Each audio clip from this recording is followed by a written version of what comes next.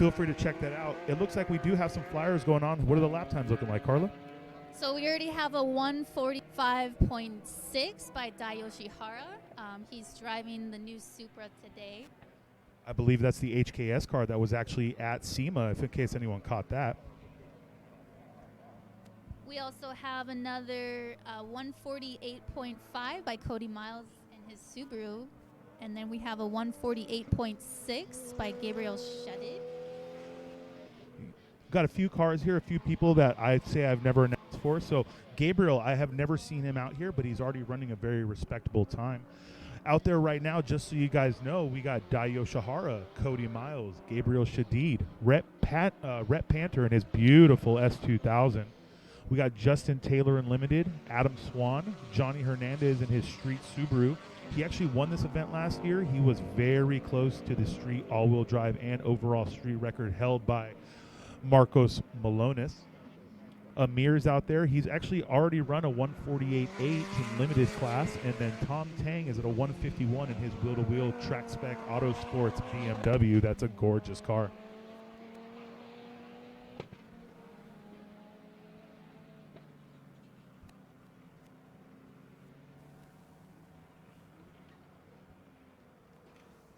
All right, guys, and now everyone joining us on YouTube, welcome to Global Time Attack GTA Finals. We have our feed up. I am Cuban Rodriguez, and I'm joined here by Carla Pistonik. Hi, thanks for joining us today, and thank you again for having me here today, Cuban. Oh, it's nothing but a pleasure, and I promise you, after the years of them just listening to me, anyone that'll cut in between my voice is going to be a pro for everything we do here. For anyone wondering who Carla is, number one, get out from under that rock and on the internet. Carla is an experienced driver. She is a time driver. She is a wheel-to-wheel driver. I would recommend you guys follow her on social media, Carla Pistonik Racing. Pistonik is P-E-S-T-O-T-N-I-K, as I've been spelling it wrong for 3 years now, I just realized. She's going to have some big news for you guys coming up soon, so I'd pay attention to her. Carla, how is it being here at Buttonwillow not in a car? Well, first of all, Cuban, I actually paid you to say that, so thanks again for hyping me up.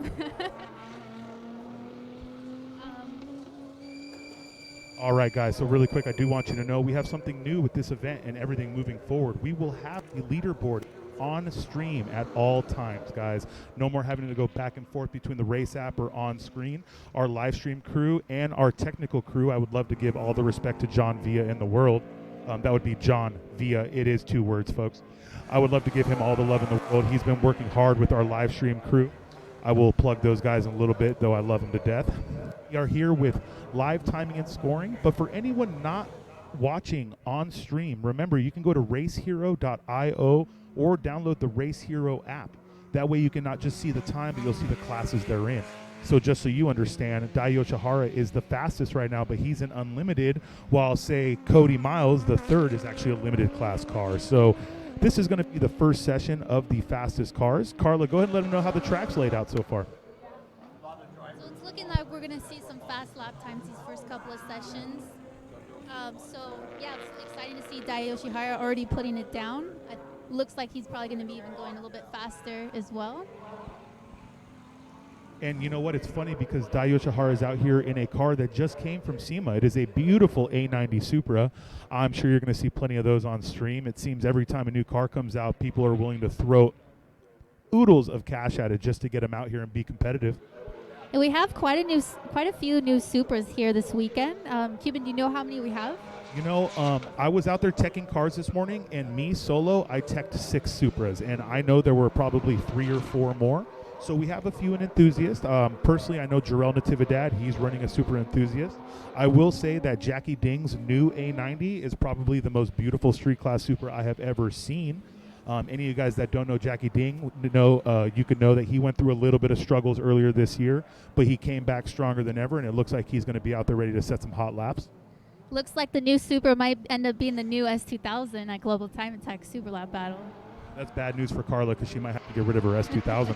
Looks like I'm selling my S2000 for a Supra. Remember where you heard it first. Toyota, if you're listening, Carla could use a program, new A90 with a little bit of support to go a long way. A lot of support, actually. For you guys paying attention on stream, that right there is going to be one of our locked off cameras. This is going to give you a good view at all times. That's of the back S, the back straight coming off the S's. that right there is the final turn of the track, guys. So anyone that's ever been out here to BWCW13 will let you know that your exit out of Sunset makes the biggest difference on your top speed. We've seen cars with half the power be able to out-drag a high horsepower car just because their exit speed was so good coming out the final corner. I'm going to have Carla try to explain to you what a lap around this place is. So Carla, go ahead and let them know how you feel. All right, so yeah, Buttonwillow being one of my favorite courses. Turn 1 coming into Sunrise. Goal here is to make sure that you have a pretty decent exit speed, maintain momentum through the corner, and then you're going to be looking into coming straight into the brake zone for button hook, turn 2. Turn 2 is a nice cambered turn, so you'll see a lot of cool oversteer action there a lot of times. If you want to pay attention as a spectator, that's usually a pretty cool turn to watch. Coming out of button hook, you're going to hit a decent straightaway coming into the third turn, which is going to be the bottom of Cotton's Corners. Cotton's Corners is really cool because a lot of times you want to sacrifice the first turn so that you can really set up a lot of momentum coming through the top of the mountain, and then you're going to land on a blind turn, hitting into a section that you can gain a lot of momentum. And a lot of cars here, typically a momentum car, you're going to be flat out from probably the beginning of Cotton's Corners, and then you're going to set up yourself into a high left-hand sweeper. Then you're going to place yourself into a pretty fun corner. This one, you typically like to use a lot of the berm, and then that's going to set you up for Riverside. Riverside is going to be your high-speed right-hander that's going to lead you into Phil Hill. Another cool place, especially a lot of photographers like to hang out at Phil Hill because a lot of cars are going to catch some pretty cool two-wheel action coming over that mountain. Landing off the mountain, you're going to set yourself up for another straight coming into the sweeper.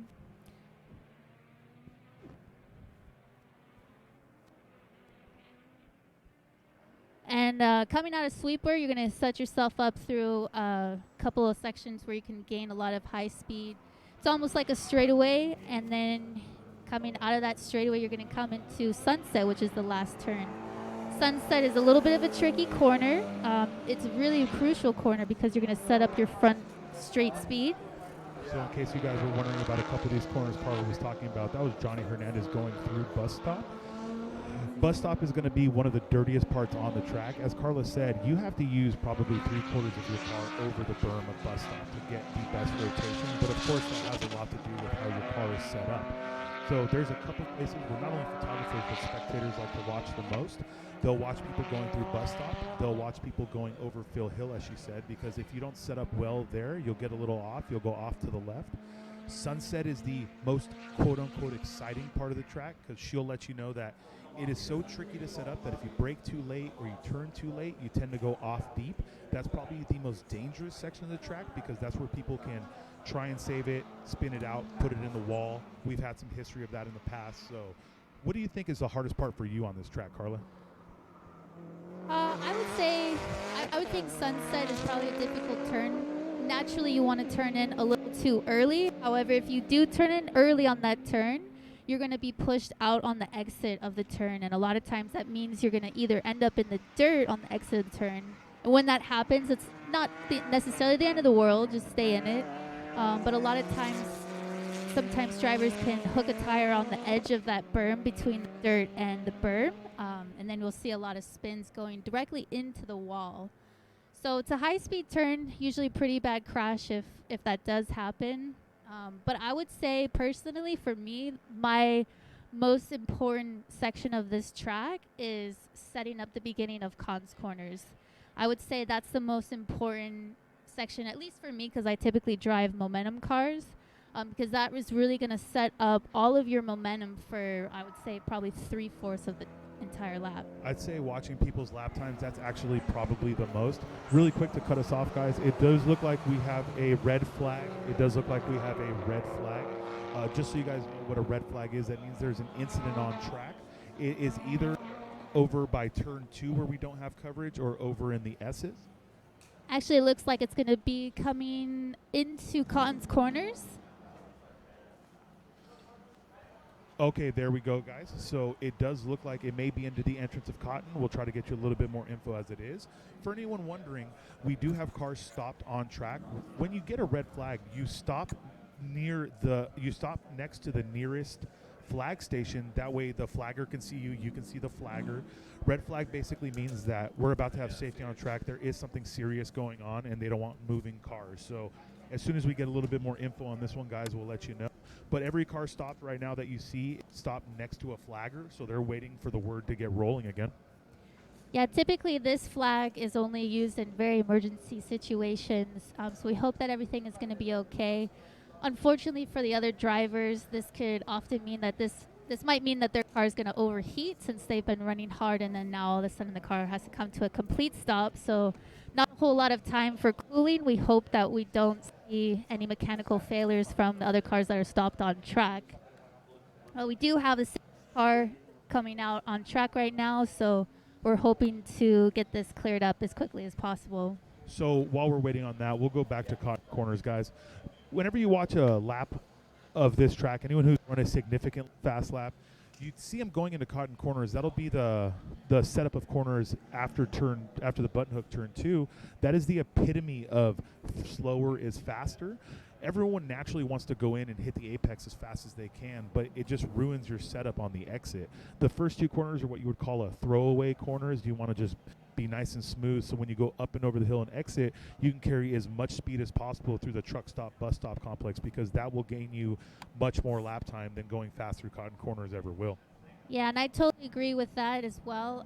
Most important thing for this is choosing where you're going to commit to throttle and then staying committed once you find your sweet spot. I think probably the best part about this track more than anything is it is very forgiving for the most part. Obviously, we talked about how Sunset is dangerous, but there is so much runoff here that you can really test yourself. You can see how much faster you can go through bus stop. You can see what kind of times you can go through Phil Hill. It just really gives the driver the opportunity to test themselves and the limits of the vehicle. It's just a big thing. It also does look like, guys, the red flag is over. We do have drivers coming around and coming in. It is a standing black flag, which means they're probably getting ready to go ahead and pull a car off or make sure a driver is safe. So as soon as we hear anything, we'll make sure we let you know. Just so you guys know, when you're looking at the live stream, the time on the board is the driver's fastest lap. If you want to know what every lap time they click off is, you can go to racehero.io or download the Race Hero app on your Android or Apple device. But for what you see here, this is going to be the fastest lap. And we're going to go ahead and make sure we time it, down from fastest to slowest. So just looking at this, Dai Yoshihara definitely has the fastest lap of the event so far. He's a 45.6. That's a very respectable time. Anyone who's been following Time Attack long enough knows that the overall lap record set by William Ao Young is a 137XXX. I just don't know those numbers off the top of my head. But Dai, for the first time at an event with this car in a 45, I'd say that's about as respectable as it gets. And I personally think it's really awesome that Dai Yoshihara joins us for Global Time Attack because I hope everyone knows who Dai Yoshihara is, but he's a Formula D pro champion, so it's really cool to see a driver with multiple talents, and he's able to have a successful drifting career, but also he can come to the racetrack and he could put down a fast lap time, which is a completely different set of skills. So I personally really like to see that. I have a lot of respect for Dai as a driver.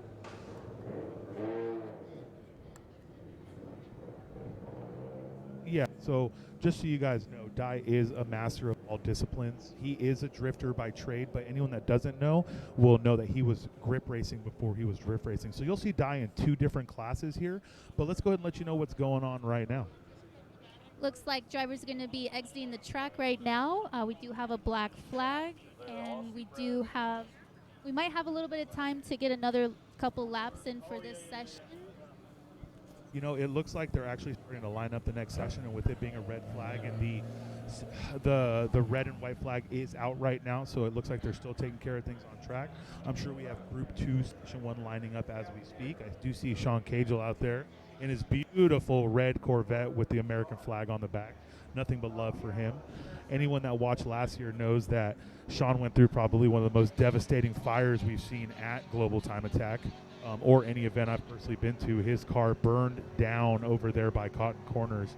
But his commitment to time attack, this is something Carla can tell you about, but his commitment and love for this sport just brought him back even stronger. Yeah, I actually had the pleasure of speaking with Sean prior to this event, and his number one goal for this whole weekend is to not catch on fire this year. So, Sean, we hope to see you succeed in that for your safety, and we also hope to see that you're going to get fast lap time. It's really cool seeing your twin turbo with 800 horsepower out here today. I personally love Corvettes. Can't hate 800 horsepower, so. Yeah, you can't be mad about it. You're right. So this is the reason we had the red flag, guys. I can't tell you what actually happened, but I can tell you it was something severe with the vehicle. It might have been a catastrophic. Car may have caught fire. When they're pulling them off backwards, it basically means they just want to get them off track as quickly and easily as possible. So that looks like Derek Boyd's Evo. I can't guarantee you that from this angle, but they have him pulled off. They'll have the whole area cleaned up, and then we'll have a nice green flag ready for the next session. Sean, Caliber Customs, Sean and Caliber, man, they put in so much work in that car, and I'll tell you right now, I actually teched that car for him. I tried to fail it just he wouldn't have anything bad happen. But no, really, just talking with them, they put in so much work. And last year he had fire suppression. He had a fire extinguisher, but it was so severe that his fire extinguisher literally ran out while the fire was ablaze. So seeing him back out here, that's fantastic. We'll see what other cars are gridding up right now. What I am going to do is I'll go ahead and let you know the drivers going into Group 2. I do have a grid list right here. So let's go ahead and I'll read you this whole grid list, and then I'll let Carla throw it out. All right, While so we're going Carla's to have... reading this grid list, we'll throw up a schedule on for the day so you know exactly what the groups are going to be. All right, so we're going to have Jason Shrek here in the C63 AMG. We already talked about Sean Cagle. He's here in the custom caliber Corvette. We're going to have my friend Will Watawanankiri. He's out here in his GT3, which is really cool because it's pretty much a stock car that they basically just did an alignment, corner balance at his shop, WWR Racing. Will, it's great to see you out here. Hope you go fast today. We're going to have Sean in another Evo. We're going to have Dayo Shihara out here in another Supra. We're going to have number 66 Tim in an Evo MR. Then we're going to also see Dustin DeCero in S2000, really fast S2000 driver. Dustin, good luck. Gary, number 510 in a Miata. Ronnie, number 14 in the Evo 9. We're also going to see Amir Bentatal again, number 67 in an NSX. We're going to see Clint Boisdeau, number 310 in the Civic EK9. Also on the grid, we're going to be checking out we're going to see Daniel. Andy Hope is going to be coming out again in the Prelude. That looks like that's going to be everyone for Group 2 right there. Oh, you're going through it. I want you guys looking at this stream right now. This is today's schedule. We just finished Group 1, Session 1. This is everything you see before lunchtime, okay? So Group 2, Session 1 is about to be released. You can catch this schedule on globaltimeattack.com. While we're here, I would like to take a second to thank our sponsors, guys. Let me start with the people that are here or will be here. Stop Tech is here. You can talk to Brad. He's right next to the GTA booth. Yokohama is going to be here after lunch. They will be here with the booth, here to answer any questions. They'll have stickers. Race Shapes, guys. I need you to go downstairs and talk to Patrick at Race Shapes. They're 3D scanning cars. They can make anything and everything you need. So I need you to reach out to those guys. Big shout out to Rays. They will be here with the booth. Garrett Advancing Motion, Competition Clutch, Waypoint Watches, Ignite Race Fuel, CSF Radiator, and Turbo Smart. Without them, we wouldn't be able to go ahead and give you these streams or run these events. So not only big shout out to the sponsors, but big shout out to every competitor that's made their way out here. I know some came from close, some came from far. We have nothing but love for you guys.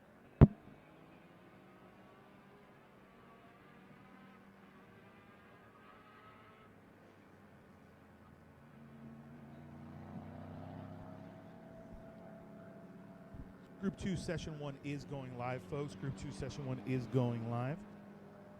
anyone who's on Race Hero, the times will be coming up. This beautiful Evo right here, this is not a West Coast guy. I believe this is Ronnie Solomon. Oh, hold on. No, this is actually Sean.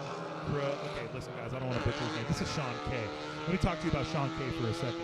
Anyone that's been online knows that we've been going back and forth, little friendly rivalry between West and Midwest. I got $20 against Adam Jabay, Bradley Yonkers, and Eric Dewey DeWitt, saying that this man, though he is a beast, I've seen him drive, will not take out our West Coast. He will not win this event. So Johnny Hernandez, if you're listening, this is all the pressure on you, bro, because you're going to cost me some money. No pressure, Johnny. But actually, there is a lot of pressure on you. Like Carla was saying, guys, Buttonwillow's a cruel mistress. I've watched videos of this guy wheel, and betting against him is stupid. It's like betting against the Patriots or betting against any team with a legacy like that.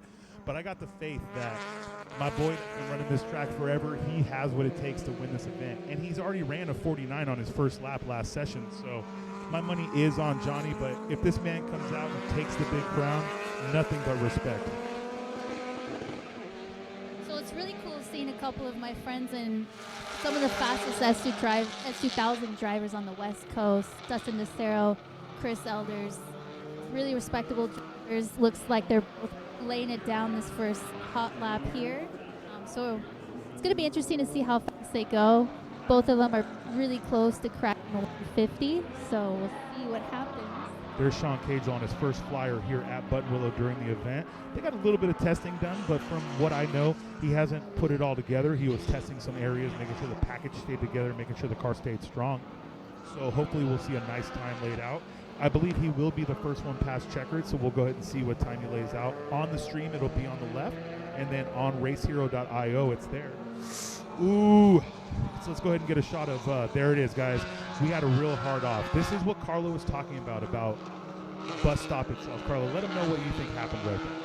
So I didn't quite see it for myself, Cuban, but it does look like possibly we had a little bit of too much speed going over a bus stop, which is totally fine, but a lot of times that sends you out into the dirt. Sometimes as a driver, you're going to have to choose if you save it or if it's safer to just go off track in a straight line. Looks like the driver of that car, I couldn't quite tell which car went off because there was just a bunch of dirt on my end. It was definitely a gray Evo 9. It may have even been the gentleman I was talking about before, but it did look like he didn't even try to make the corner. He just went completely straight. So he was so fast through corners and the truck stop complex that it looks like he didn't realize how much speed he was carrying. He tried to slow down for the left and just decided to take it off straight. So he definitely made the right decision. For those of you wondering, we'll have it up on the stream in a second, but Sean Cagel did lay down a 144 on his very first flyer, guys. That's actually faster than Dayo Shihara's time in the HKS A90. That is definitely a quick time. Don't recognize his wing. That looks like it might be new since the last time, at least if I've seen the car. Told me that AJ Hartman did some new aero on his car, so car is looking great. Looks like it's going very quickly today. Good luck out there, Sean. And for those of you who don't know who AJ Hartman is, he does compete with us on the East Coast. He was at New Jersey Motorsport Park. He owns a Ford Mustang, guys, and he makes some of the most legitimate aero out there. You will also see his aero on the Enthusiast GT350. Beautiful swan neck rear wing, but AJ Hartman's really proven his aero is the business.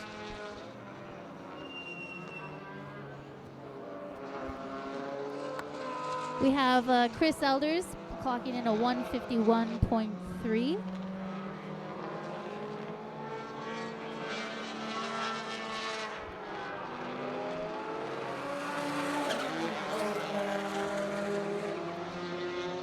All right, to let you guys know what the classing is here. Sean Cagel's out there. He's in a limited car. Chris Elders is a street class car, so that's why there's such a big gap in time there. I want to let you guys know when we actually grid cars up, it's not by class. We grid them by speed index. So these first two sessions, you're going to notice that after lunch, they're not going to be the same grid point. We're going to go ahead and re-grid them based off speed index because sometimes people go faster than they thought they were going to. Sometimes they go slower. So we want to make sure everyone has the best opportunity at a fast lap. The worst thing you would want is to be behind someone that's supposed to be running a 50 and they're running a 55 and you catch them on your flyer. Looks like Sean just made a pit in. Looks like he did a one and done flyer. So great job. Fastest lap of the day currently. On track right now, you see Amir. Amir's been working on this car nonstop. Last weekend was the first weekend he had a full session of being able to run the car. He was having issues with the coolant cavitating at the water pump because he has a K-Series in that beautiful NSX. He actually hooked up an electric water pump in the very front of the car to feed the water pump on the engine. Looks like we have another red flag being thrown out, so we'll stay tuned and see what's going on with that. All right, folks, once again, we have another red flag. Like Carla told you this morning, the ambient temperatures are amazing right now. They're still in the 60s, so everyone's out here trying to push as hard as they physically can, and with that comes sometimes motors blowing, cars going off. Anything can happen out here. Buttonwillow CW13, like I said, is a cruel mistress. And again, this is a flag that typically is only thrown in a very emergency event, just because all cars are required to come to a complete stop on track. So usually that is unfortunate for the other cars on track. Sometimes you will see some mechanical failures caused from overheating after that, because you have the cars running hot laps and then all of a sudden they have to come to a complete stop. So hopefully we won't see any of that again for this session as well. And as soon as we have information as to what happened with the red flag, we'll keep you guys updated.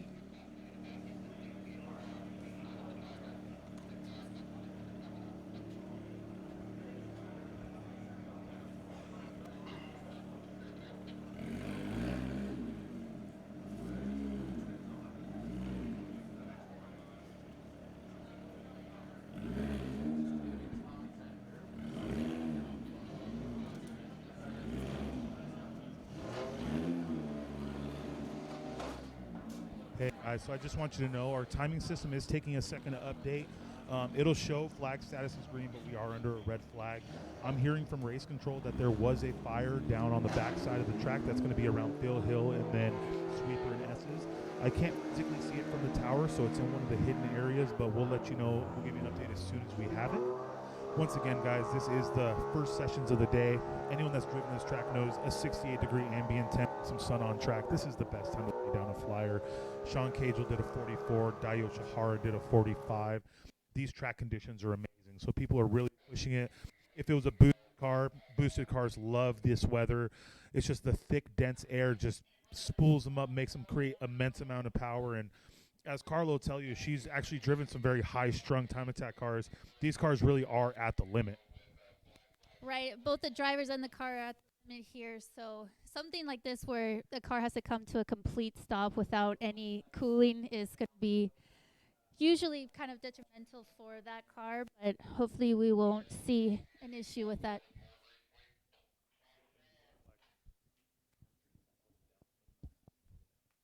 Looks like the track has been oiled down from fluids, so drivers, please be careful on your first couple laps out there in the next session. It's going to take a little while to recover the grip in those areas.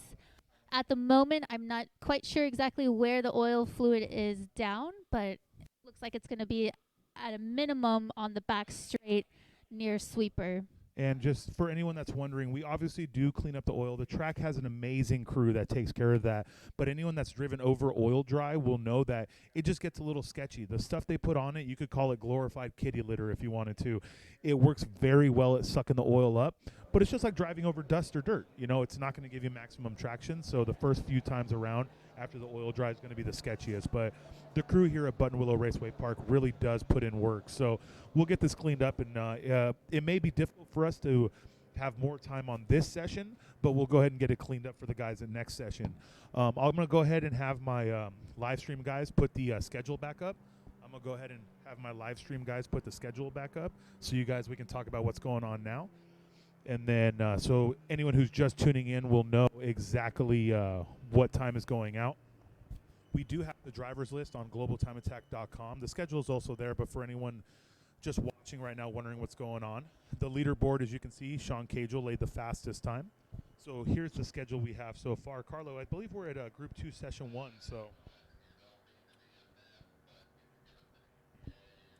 With the time it is right now, it's 10:21. So this session only has 9 minutes left in it. Carla let you know sitting on grid for 9 minutes is hell, but the odds of them getting it cleaned up in time to let them back out are probably slim to nil. Yeah, it looks like they're probably not going to be able to go back out there for this session. However, still going to have another really fast session coming up after that. It's still going to be cool weather. I think it's still under 60 degrees right now, so we're going to see another fast session for these Group 2 drivers. Yeah, and this is just session 1, guys. There were 2 sessions before lunch, but the hour long before this was just a practice session, let people get out, feel the track. Since it is a 2-day event and the entire event is time attack, there is nobody sharing this with us. This isn't Road Atlanta where we're sharing. This isn't anything else. We have this entire track to ourselves for 2 days. So there's going to be plenty of time to see these cars lay down flyers.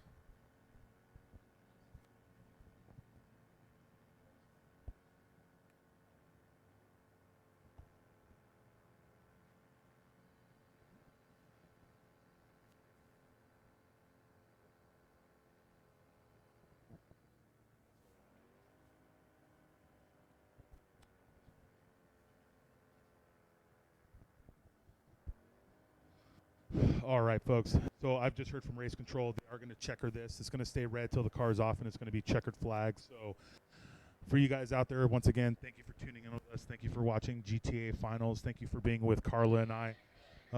Carla, so let me ask you. You've now been on microphone for about an hour. How's it feel being up in the tower, not in the car? Oof, it's way more stressful being in the tower than in the car. But it's really cool seeing the other side of how the event gets run. There's a lot of things going on at once. I almost feel like I'm working at a fast food place where I have to take people's orders at once and listen to the next person and take payments. So this is really cool for me, though, because it's great seeing everything happen as it's going on, letting you guys know what's going on, and then yeah, so it's a really cool experience for me. I mean, I'll tell you guys right now, Carla in a race car is like at home. We tested for COTA last year at Big Willow, and Carla actually blew our motor up, and she was actually much calmer in the car after the motor blew than she is in this tower. That is very true, actually. A little inside info, guys. Carla's a great driver. I mean, she actually wore a shirt that said, "Race it, break it, fix it." And Repeat. If you guys want to know, don't wear stuff like that when you're testing because it's going to happen. But that's all part of this life. I mean, that's just part of racing. It's gonna happen. I personally would just rather own it and just know that it's gonna happen. It's not a surprise if you're gonna blow up, especially time attack cars. Typically gonna be a very heavy build, lots of boost, so always gonna see a lot of issues. So no reason to get upset when things happen. Just know it's going to happen. So once again, for those of you that don't know Carla, guys, I want you to catch her on her social media, Carla Pistok Racing. That's Carla Stotnik Racing on Instagram. Catch her on Facebook. She's going to have some very, very exciting news about what's going on in her future racing career. Carla has a lot of stuff coming up. I have the inside scoop, but I'm going to let her announce what she has going on later on. And then for those of you that do know her, I'm sure you guys are very excited to hear her on this mic too, because listening to me for 2 days straight is pretty dry. I will want to say, though, I want to give a big shout not just to our sponsors, but to SCCA Pro Racing for sanctioning us. We are the only SCCA sanctioned pro time attack organization. So big shout out to them. Hayward, we miss you, but your replacement's actually cooler than you are, so just go ahead and stay off. And more than anything, I just want to thank everyone out there on stream right now and just watching us do what we do, guys. So also, the winner of the SCCA Nationals will actually be at Super Lap Battle COTA. He has been given the free invitation, but he will be out. What we're gonna do right now, guys, what we're gonna do right now is I'm gonna give you a little some little lessons here. We get a lot of messages from people asking like, hey, I see these cars going out there, but I don't really know what they're doing. So I'm gonna just give you some quick quips about what time attack is, but I'm gonna let a true driver let you know, because everyone knows I'm just an internet driver. I believe people call me bench racers. We're gonna go ahead and let you know. So time attack, it's a race against the clock. The fastest lap time overall in each class wins. The rules are relaxed, which encourages innovation. So what's time attack to you, Carla? So I do both time attack and will to will racing, and it's completely different. The goal in time attack is to stay away from other cars. The closer that you are to other cars, the worse you're going to make it for both yourself and the other car.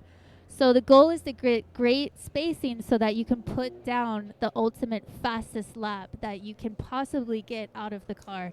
I personally really love time attack because you can't do that lap after lap like in a 30-minute race or in a 3-hour endurance race. So what's really cool about time attack is it's about finding a hair of a second on each turn to make sure that you're perfecting everything to get your fast lap time.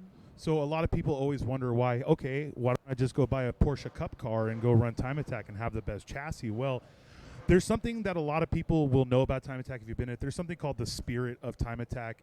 Time attack did not start in the States, guys. This is a Japanese sport.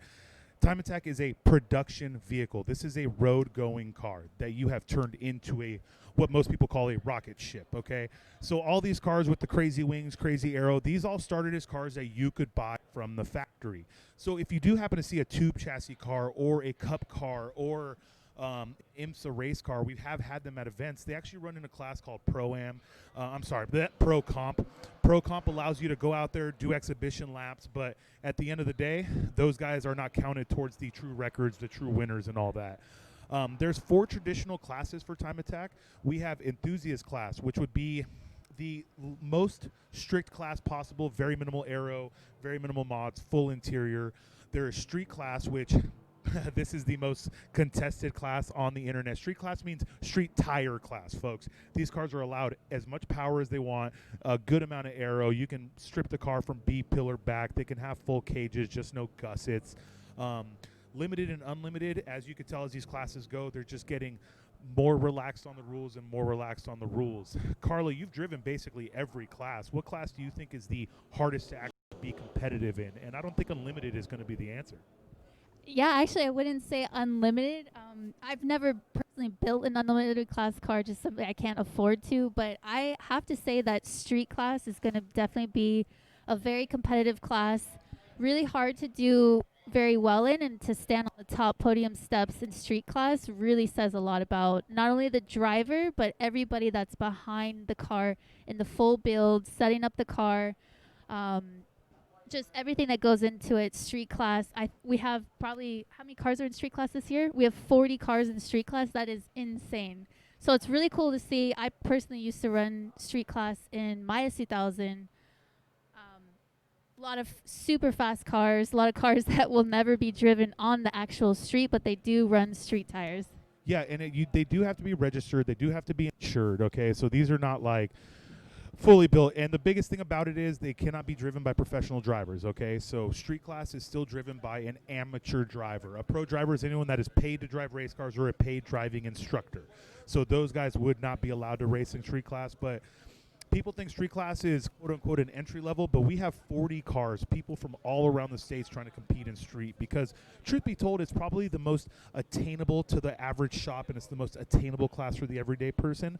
But attainable doesn't mean easy because you got guys that have been developing street cars for 5+ years. At the end of the day, these guys are definitely the pinnacle top of the street class competition. Now, there's 2 views of it, and I respect both views. Keep developing your street car and stay in street forever, or, the person who had set a record every track he saw, Marquise McNulty, he had went ahead and stopped competing in his Subaru that holds the street overall record here, holds the street overall record at Atlanta, and he's actually building the car for limited class because he feels he has reached the end-all, be-all of what he could achieve in street. But in the time he's been off, these cars have gotten faster and faster, so when he comes out in limited, he's going to have to come out swinging. So it looks like we had a little bit of information come in about the red flag that we had. Looks like it was a number 510 Mazda Miata driven by Gary Drew.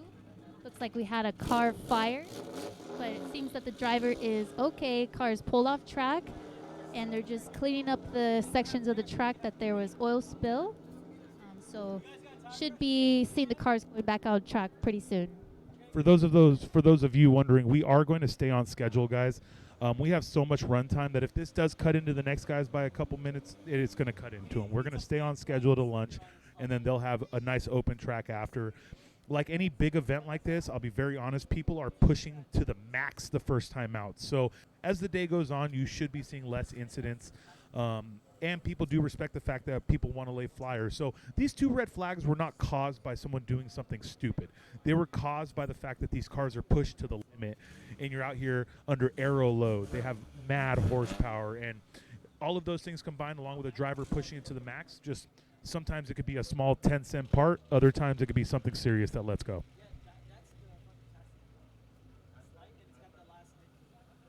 So that's also why I'm really big on investing on proper safety gear. Always, no matter what car you're driving, I'm always big on making sure you're wearing your full fire suit, fire socks, got your fire extinguisher. Fire suppression system is a lot of money to purchase, but the one time that you need it is going to be where you see the ultimate return on your investment. And leading into the next session, we do still have a 62-degree ambient temperature, so it looks like this is going to be another quick session once the grip comes back from the oil dry. And the big thing you'll realize is 62-degree weather is beautiful for engines, but the sun is shining, but it's not that hot yet. So competitors are so used to Buttonwillow's track being up to temp and ready to go immediately that you're going to see a lot of guys go out, do their warm-up, go into bus stop or go into sunrise or come out of sunset thinking they have all the grip, and that's when they go off. So as the day goes on, hopefully the ambience stay relatively low, but the sun heats the track up. But these are going to be one of the things you'll notice. It's hard to see on camera. You see someone go off, you're like, oh man, why did he go off? But being here, you'll understand that the weather is pristine right now for setting records. You take 1.5 laps to warm your tires up, but once your tires are ready to go and you're on a flyer, this is the temperature you want.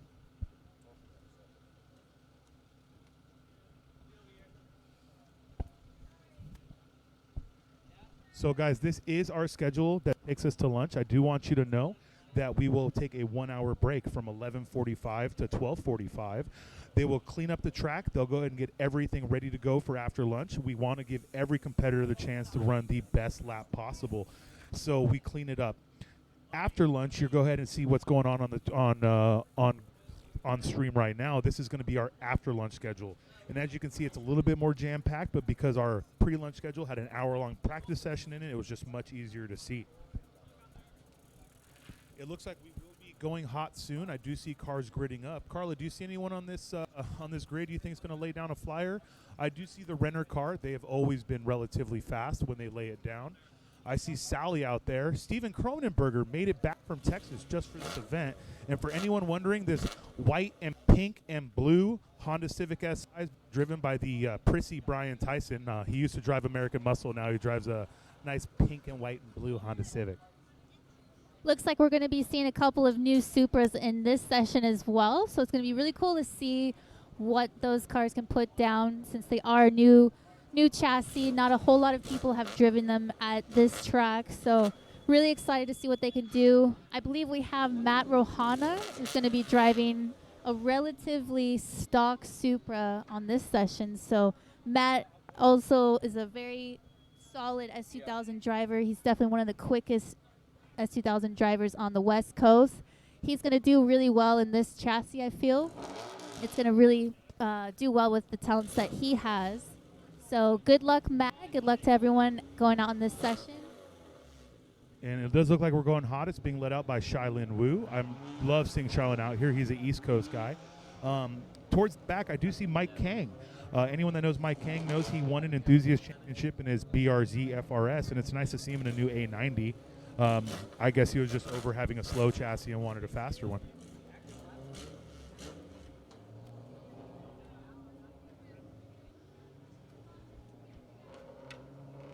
All right, so this is what we have going out, guys. It looks like they are trying to fix something in the GTR on grid, so everyone else is being let out as we speak. This is Group 3 right here. This is Group 3, Session 1, guys. Group 3, Session 1. We're following Shailin Wu right now. So those guys that don't know Shailin Wu, he has been running with us for quite some time on the East Coast. He has a very respectable lap times at Rohana. He is a street class car. He's going to go ahead. I'm not sure if he has much experience here at Buttonwillow, but he's going to go ahead and warm himself up, warm his tires up, and go out for a fly. Behind Shaolin Wu is the Renner car. The Renner car being driven by, is that Damon, I believe? Damien? Is it Damien? I think it's Listen, Damien. I can butcher names. Carla can butcher names. We're all here to butcher names.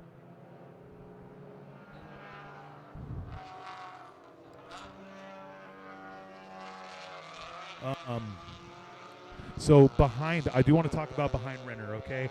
We have Ryan Shimsk, or Shims. I am very bad with his last name. He actually won street class at the inaugural Super Lap battle in Austin, Texas. So he came out here to, show that he still has it. He's not just a one-hit wonder, but he knows, just like everyone else, that everyone is doubting the non-Buttonwillow aficionados, as you would say, the people that haven't ran this track. So there are so many people in line to take the street class podium and win that I don't even know who to bet on. I just know that I've already thrown my money away, and I hope that I get it back. I think it's really hard to place any bets in street class at this point, as there's so many cars, so many fast drivers, a lot of people that are expected to go really fast this event. I personally feel like a new record is going to be set in this class here this weekend. I believe you're right. There is no way that Marcos's record is going to stand. Marcos Malonis is about to become Marquise McNulty because his record is about to drop. We had Johnny within half a second of it the very first lap of the first session before it got red flagged. So once again, all times are live on Race Hero. Everyone is still going through their warm-up in the first time through start finish, so there is no flyers yet, but as they come, we'll let you know. That's Sally McNulty, guys. She is back. If you remember watching our stream last year, she was one of the unlucky people that fell victim to the sunset off. Okay, so last year in her GD chassis before Project Not So Daily, she hit sunset, got a little wonky, and put it into the wall right here down the front straight. Car caught on fire, and it's just great to see her back out. She's been running this whole year throughout the state. She ran GTA Road Atlanta, she ran Grid Life Midwest, all the Grid Life events, if I'm not mistaken, all the GTA events, and she's also been driving her wheel-to-wheel Honda Civic. So, Carla, as someone who has literally also driven every single discipline of racing besides drifting, how do you feel, what kind of experience do you feel it gives you being able to go from so many different disciplines and back and forth?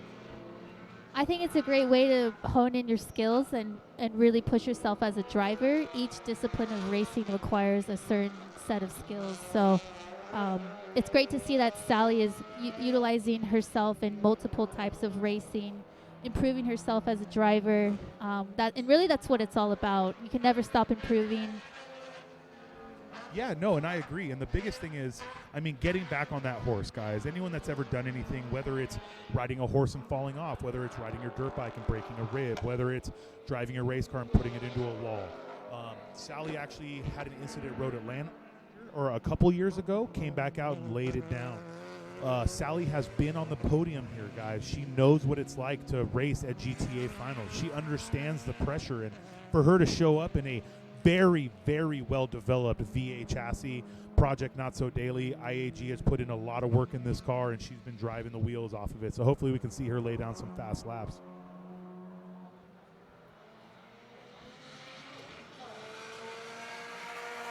So we had Damien put down a 151.9 in the Renner Subaru, so great job to him.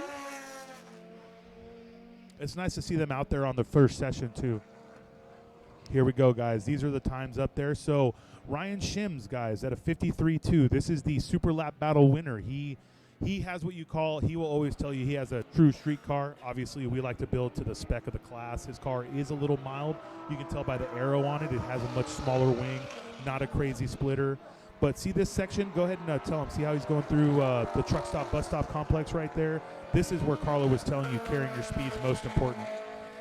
Yep, sometimes when you carry a little too much speed, you run out of track, and looks like he chose the safe exit on that, minimizing damage, and actually probably has no damage because he's on another section of the track that's blocked off. So didn't even go into the dirt. Great decision as a driver.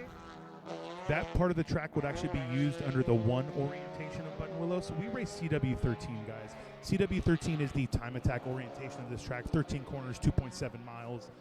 overall record 137XXX. But Shylin did the right thing. He was carrying too much speed out of Cotton Corners, and he decided to go straight instead of losing it through the truck stop, bus stop complex. So Shylin, a very seasoned competitor, made a good choice right there. And really, that's what it's all about, finding the fastest lap time. You're never going to find it by going under the limit of the car. So a lot of times you have to exceed the limit in order to find what the true limit is, and this is something that you're just going to see in time attack events. Yeah, I don't actually think there is a standing yellow right now. It looks like Shylin went off on a safe place. The thing about where he went off, it is so far away from everybody else that he is in a complete safe place. So the flagger is holding a yellow, but he's not waving it because they're making sure he's safe. Everyone is still on a flyer right now. Let's see if we can get timing and scoring back up. I'll let you know who's running the fastest time. Carla, what do you see right now? Who's still on the fast? Who's on top? Looks like Ryan is still on top with a 153.2, but not too far behind him is Steven Kronberger in the new Type R.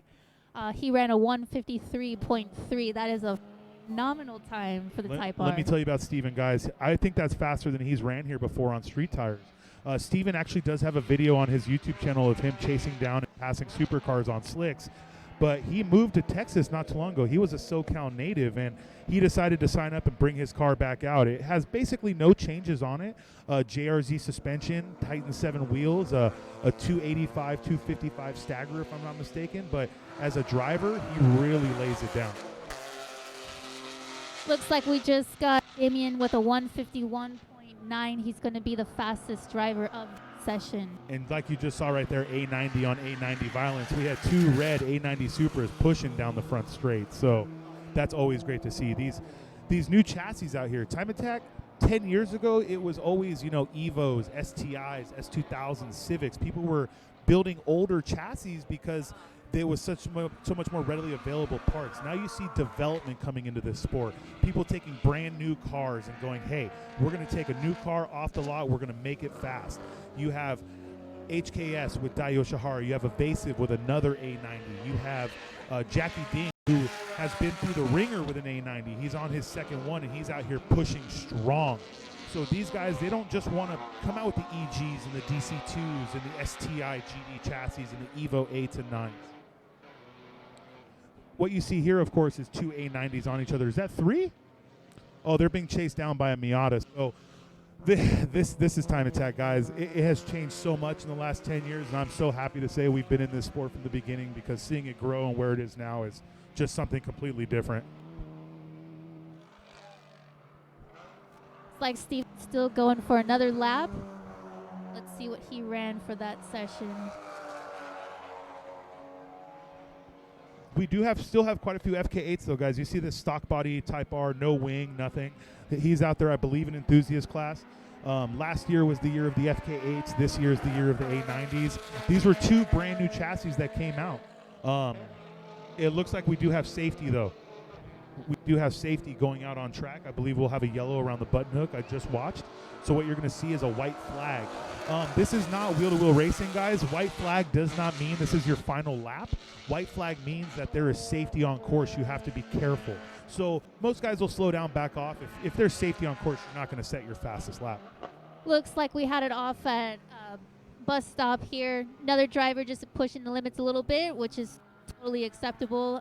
He chose the safe route, which is to just continue going straight off track into the dirt. Not a big deal. No damage to the car. Got back on safely. Good decision as a driver. No damage to the car, but you'll hear a lot of complaints from drivers. Bus stop becomes the dirtiest part of the track, and I'll just tell you right now, before Carla says anything, she's been guilty of putting dirt on there many times. Of course I have. Every turn, multiple times.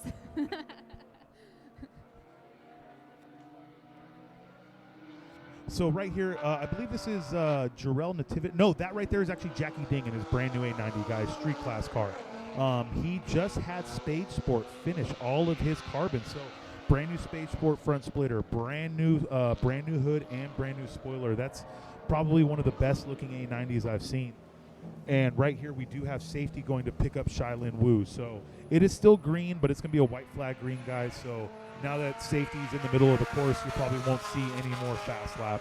And it looks like it's a really close competition between the two new Supras, between Jackie Ding and Matt Rohana. They both have a 154. Jackie Ding pulling just a hair bit faster at a 154.259.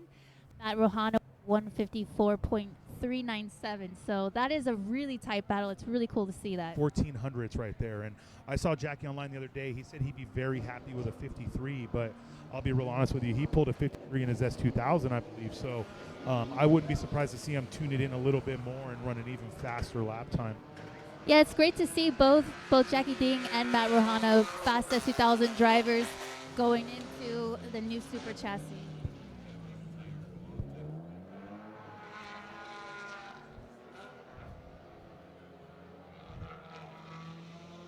Yeah, that's Sally right there, guys. She is just going by.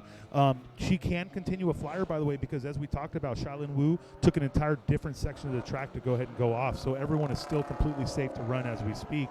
The 51.9 still fastest of this session. This is Group 3, guys. So as the group goes on, as the groups go on, 3, 4, 5, you're going to notice that the times are not going to be at the same level of 1 and 2 and 3. We group them by what you call speed index. So obviously fastest cars in the first group, lowest cars in the last group. So it's of course class based a lot, but it also has a lot to do with experience, build, and everything like that. So at lunchtime we'll regrid, and we'll regrid again tomorrow morning and then tomorrow at lunch. So right now we see cars on the hot pit. Carla, what goes through your mind when you come to the hot pit? What are you doing when you come into the hot pit? What are you telling your team? What do you want changed?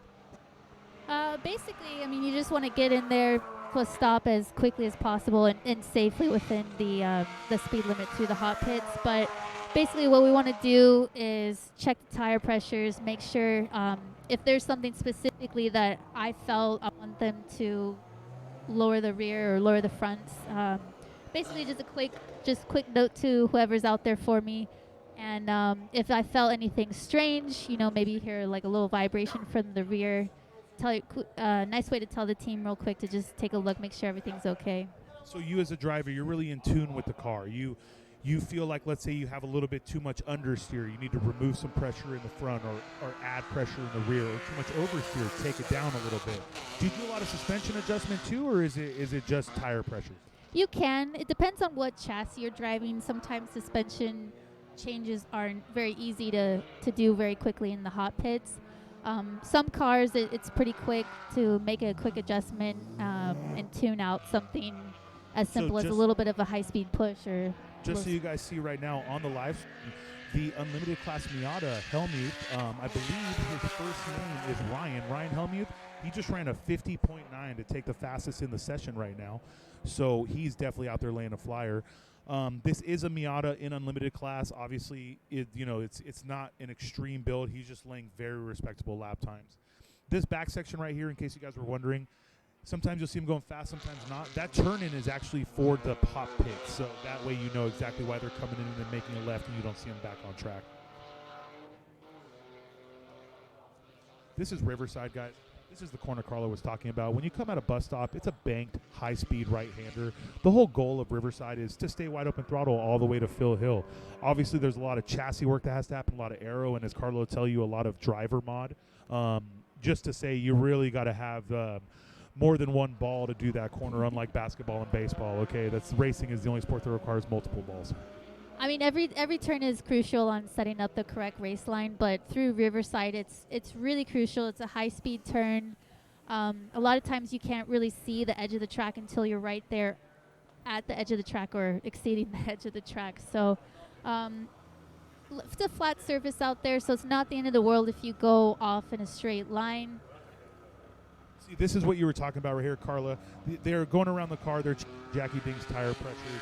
They'll raise them and lower them. There are some teams that do see with actual temperature gauges, and they'll do it inside, middle, outside. So that's why you were saying, hey, you want to come in as quickly as possible and stop as quickly as possible. That way the temperatures and pressures don't go down. Right, and bringing the car into the track to the hot pits, you don't want to go slow on your lap heading back into the pits, because you want to maintain as much of a consistent feedback to whoever's changing tire pressures and measuring tire temperatures.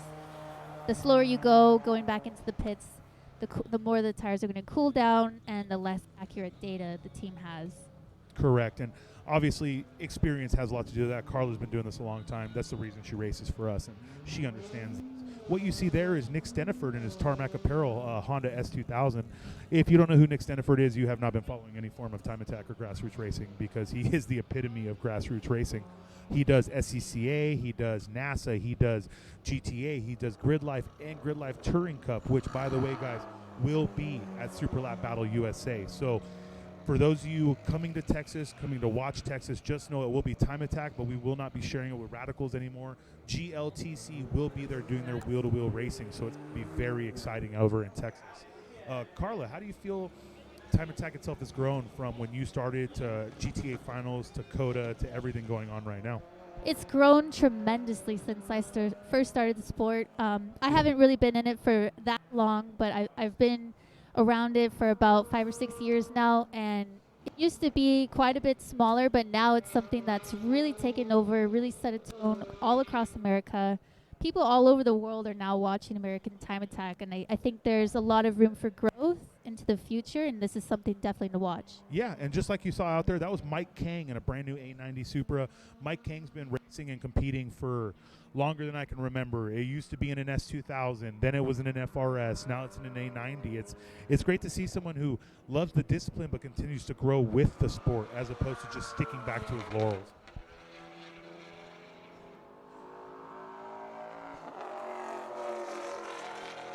It does look like we're coming close to an end on this session, guys, but I do want you, let's go ahead and put timing and scoring up so we can go over what was laid out so far. Here you have it, guys. So it does look like fastest person on track so far is the Ryan Helmuth in his Mazda Miata. We do have quite a few A90s. What names do you see here that you think could be going faster? I think Matt Rohana's got more than a 54 in him. I mean, I'm pretty sure that this is probably the first time that he's driven this car. I know that it's going to be a fast session right now just because of the temperature, but I'm sure that they're going to have room for some small changes on the car that they could get that car going faster. I know Matt's laying it down as a driver, and I know he's probably got a little bit of things that he's going to want to clean up as a driver, because we all do that. We all watch our in-car video in between sessions, see where we can make improvements, but I know that he's definitely out there laying it down. Well, and these are things that people don't see, guys, and that's why we want to make sure we have a chance to talk to the people and let you know. Being someone who helps run a team, being someone who gets a car out there, being someone who has been a part of this with multiple people, been taught the way by people 10 times smarter than me and have been by our side for so long. It's not just driving, guys. You know, will Carlo go out, then she'll come to our garage. You immediately pull all the footage off the camera. You watch everything that happened. And it's crazy to think, like, you as an average person, me in the beginning, you watch a lap and I don't even know where you can improve. Then you listen to Carlo go, okay, I turned too early there. I hit the brakes too early there. I carried too much speed there. And it's just seat time and experience. These guys can look at a video and pick up 1 to 2 seconds just by seeing how the car is driving on that day. And it's mind-blowing that these privateers out here, and this is grassroots motorsports, can come out and make differences like professional. Well, and sometimes when you have drivers like Jackie Dean, Matt Rohana, a lot of times those drivers, they're not looking for a second or two. They're looking for a tenth of a second, 0.2 of a second. These are people that are really out there laying it down fast times, and there's going to be a little bit of improvement here and there, but a lot of times you can't really tell until you review data. Absolutely, and it does look like we're going under checker, guys. The Bulletproof GTR passing by, he did just get checkered. Anyone who's run with us at GTA Finals know we've had the same safety crew since day one. These guys are the top of the top. I've really never met anybody that knows this track so well and knows it all. So let's see how well Ryan Shims did, okay? This is his first time session. He did a 52.9, guys. So to come to a track like Buttonwillow with a not severely modified street car and run a 52, that deserves all the respect in the world. There are people that have run here for 10 plus years that haven't broken a 55. And let's not forget about all the other drivers that, I mean, almost everyone's under 2 minutes here, sub 2.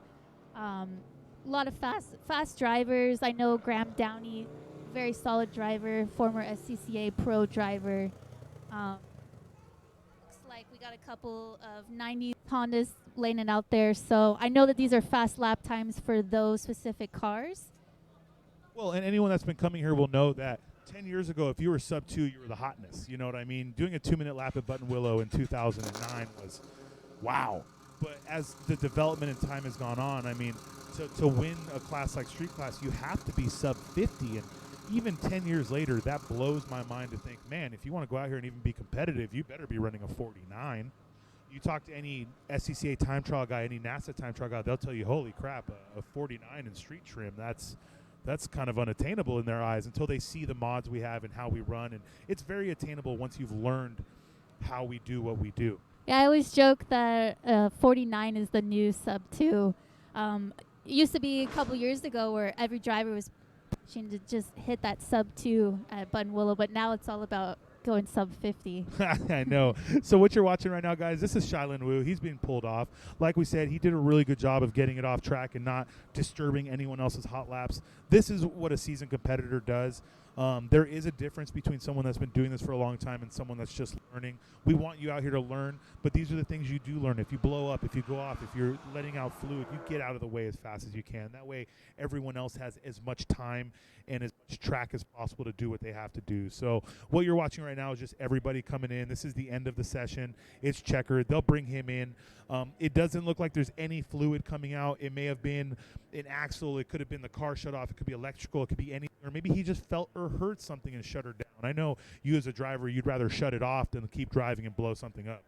Yeah, absolutely. I mean, I've always had to work on my own cars, and I don't, because a lot of people don't have tons of money where you could just have catastrophic failures. So you always want to minimize damage and try to make those decisions quickly as a driver. It could be the difference between something that costs you $500 and something that costs you $20,000 if you make a decision fast enough, and sometimes that could be just a half a second. Yeah, and of course, if Toyota or Chevrolet are listening, Carla could use a large $100,000 program with Motec Live data. That way she doesn't have to shut it off. She could just be told to shut it off. I paid him to say that, by the way. Oh, man. And, of course, big respect to our safety crew. These guys really do put themselves on the line. Obviously, we have experienced drivers here. We don't let people with no experience on track. It's just not safe. That's why you go to an HPD day. If you're learning how to go on track, reach out to your local SCCA chapter. They'll help you. They'll train you. They'll teach you. Because the last thing you want to do is be the unsafe person on track and cause an incident, flip, cause a fire, cause someone to get injured. Here we have very experienced drivers, but anything can happen, guys. Safety crews put themselves on the line every day. We lost a safety crew member, I believe, at Laguna Seca earlier this year. And these guys, they really put themselves on the line for us. So top of the notch to them, and thanks for everything they do. Not to mention the people standing at the corner worker stations. I've personally stood at the corner worker station at the top of Cons Corners, and I have to say that was the most miserable job I've ever had. It's so hot or it's so cold, and you're just out there, you're stuck. You won't be able to get out of there for another, I don't even know, whenever the truck comes and gets you water. So a lot of respect to those guys out there. They're making the calls. They're calling the shots. They're keeping all of us drivers safe. I personally actually recognize the corner workers today. They're at several different events, and they're typically at the other races that I do. So these guys really put themselves out there. The fire safety vehicles, a lot of times they're out there during a race, and a lot of chaos, cars going around them. Sometimes people crash just trying to avoid the safety vehicles. So thank you so much to them for keeping everybody safe. Yeah, guys, it's 11 o'clock, which means we're about to shoot out GTA Group 4 Session 1. We got 2 more sessions before lunch starts, guys. So we got 2 more sessions before lunch starts. So here you have the grid right now. You have everyone pushing out. There's Rob in the back. Everyone knows Godzilla right here. This beautiful red car, guys, that's Kyle Paddleford. He made it to COTA. He's come to our events. I love that car. I love that man. I love that.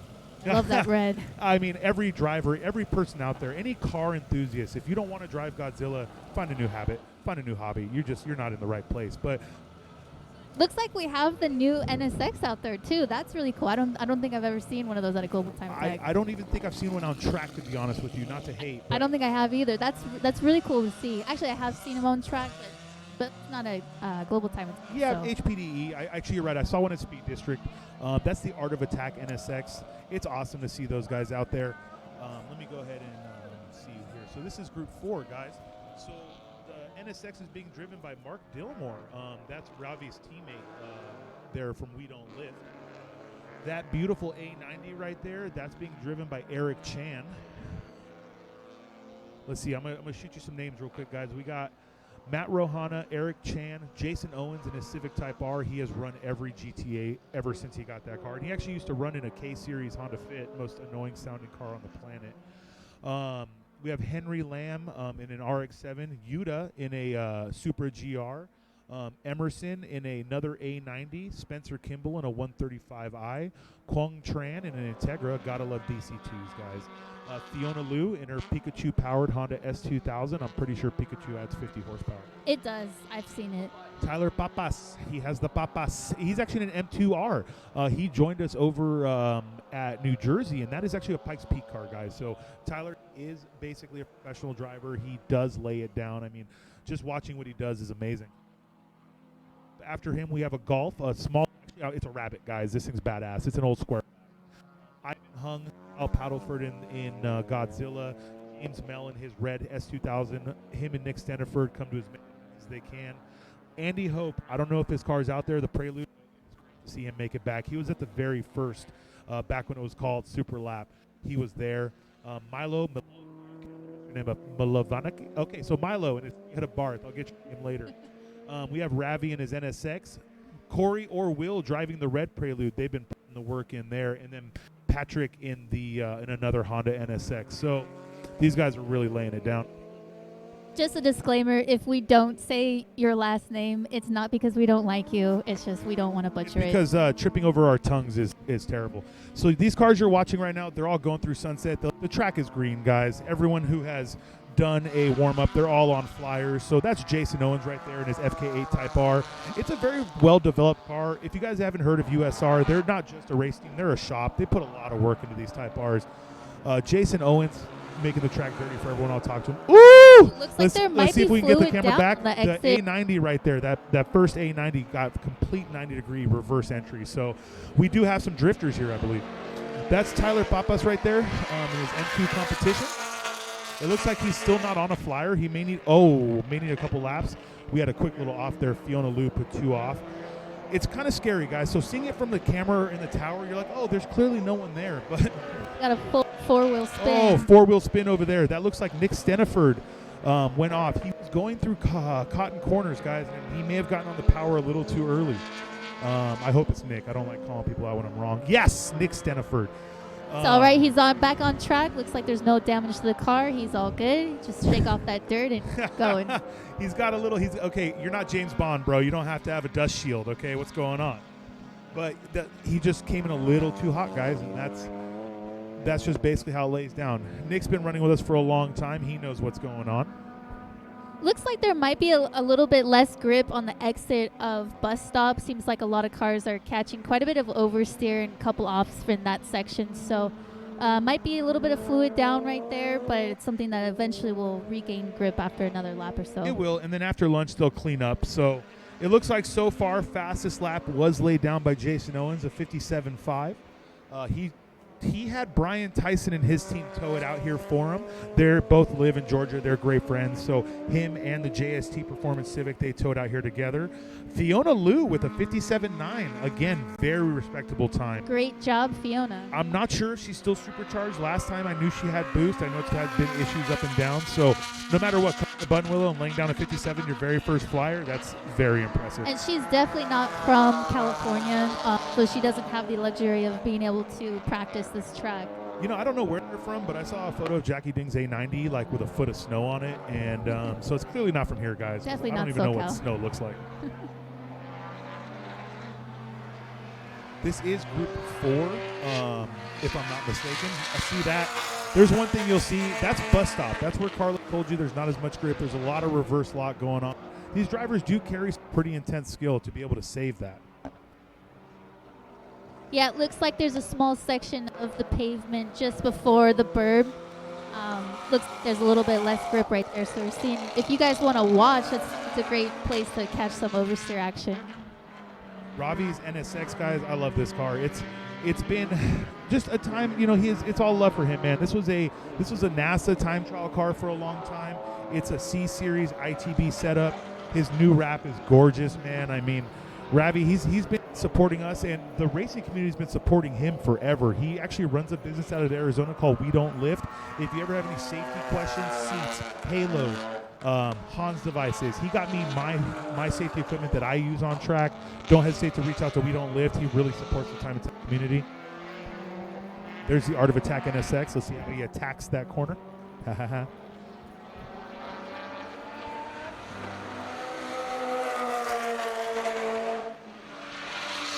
This Art of Attack NSX I've actually never seen, so I don't know what kind of times it runs. I don't know if he's still, on a flyer or not.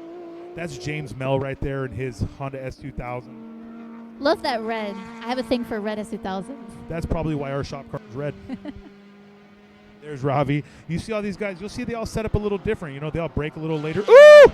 He was getting real sideways. We cut out right as that DC2 got sideways, but he did save it. He is going down the front straight now. There's Jason Owens, guys, going through the truck stop complex. He's going to make this left through bus. He doesn't use as much of the curb as, say, a local competitor, because I just don't think his suspension is set up like a local would be. Most locals are set up specifically to take 3/4 of their car over the bump. It helps you carry a lot more speed in time attack, in a time car orientation, anything like that. An extra 5 miles an hour is going to win you the event. Oh yeah, that's everything. Even 1 or 2 miles an hour is going to make a huge difference over the course of the entire lap. That is something you don't see very often, a NSX being chased by a Fiat. The Fiat's an interesting car. It's not a bad chassis. It's a little on the slow side, but it's a momentum car, so it's a Miata Plus. Yeah, it's not bad. It's not bad. I drove one at Streets of Willow. I thought it was going to be worse than it was. I wasn't happy.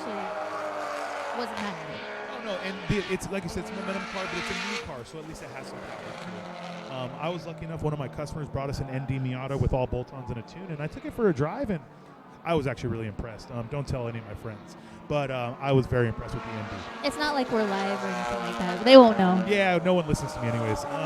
Anyone that's known me long enough, they tune me out. They hear my voice, and they're like, yep, that's Cuban.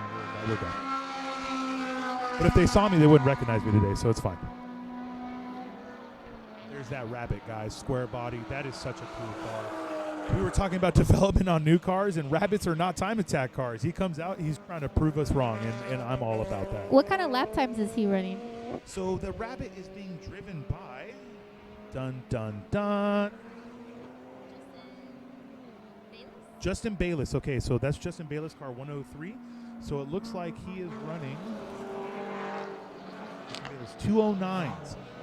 Or is that a 2-minute penalty? Yeah, 209s. I don't even know if he has any experience on this track or any time spent here, but hopefully he can get that down to the sub-2 area, because that would be very respectable to leave here in a Rabbit and say you did a sub-2 lap. This is one of the first A90s out. He was at reverse lock. Okay, so he's going through the truck stop complex. He just left Cotton Corners. He's making this left. This is where you just tap the brakes and make a hard left over the curbs. Let's see if he makes the corner. Much better than last lap. He was at hard lock last lap. Yeah, that was a clean exit. A little bit of oversteer, but it set it up well for Riverside. And I'm not sure what kind of suspension he's on, but all these Supers, I don't know if it's chassis, I don't know if it's suspension, I don't know if it's all of it, but they're so compliant. You see him jump bus stop and the car doesn't even move. Yeah, especially when you're doing 3-hour endurance races at Buttonwillow, that really makes a big difference. Yeah, and I'm sure Carlo will tell you, but if you don't set your car up right, 3 hours of jumping a curb will break your suspension. And your back. Yeah, I mean, peeing blood, that's pretty cool. Here's Nick. We don't have any times for Nick. I'm not sure if he's missing a transponder or if it is not functioning. We'll get, from what I was told, I believe he doesn't have it on the car yet, so we'll go ahead and find out what's up with that. It's A90 followed by A90. This is a wide body A90, by the way. That is a beautiful HKS car. Also being driven, who is driving the HKS A90? Is that also Dai?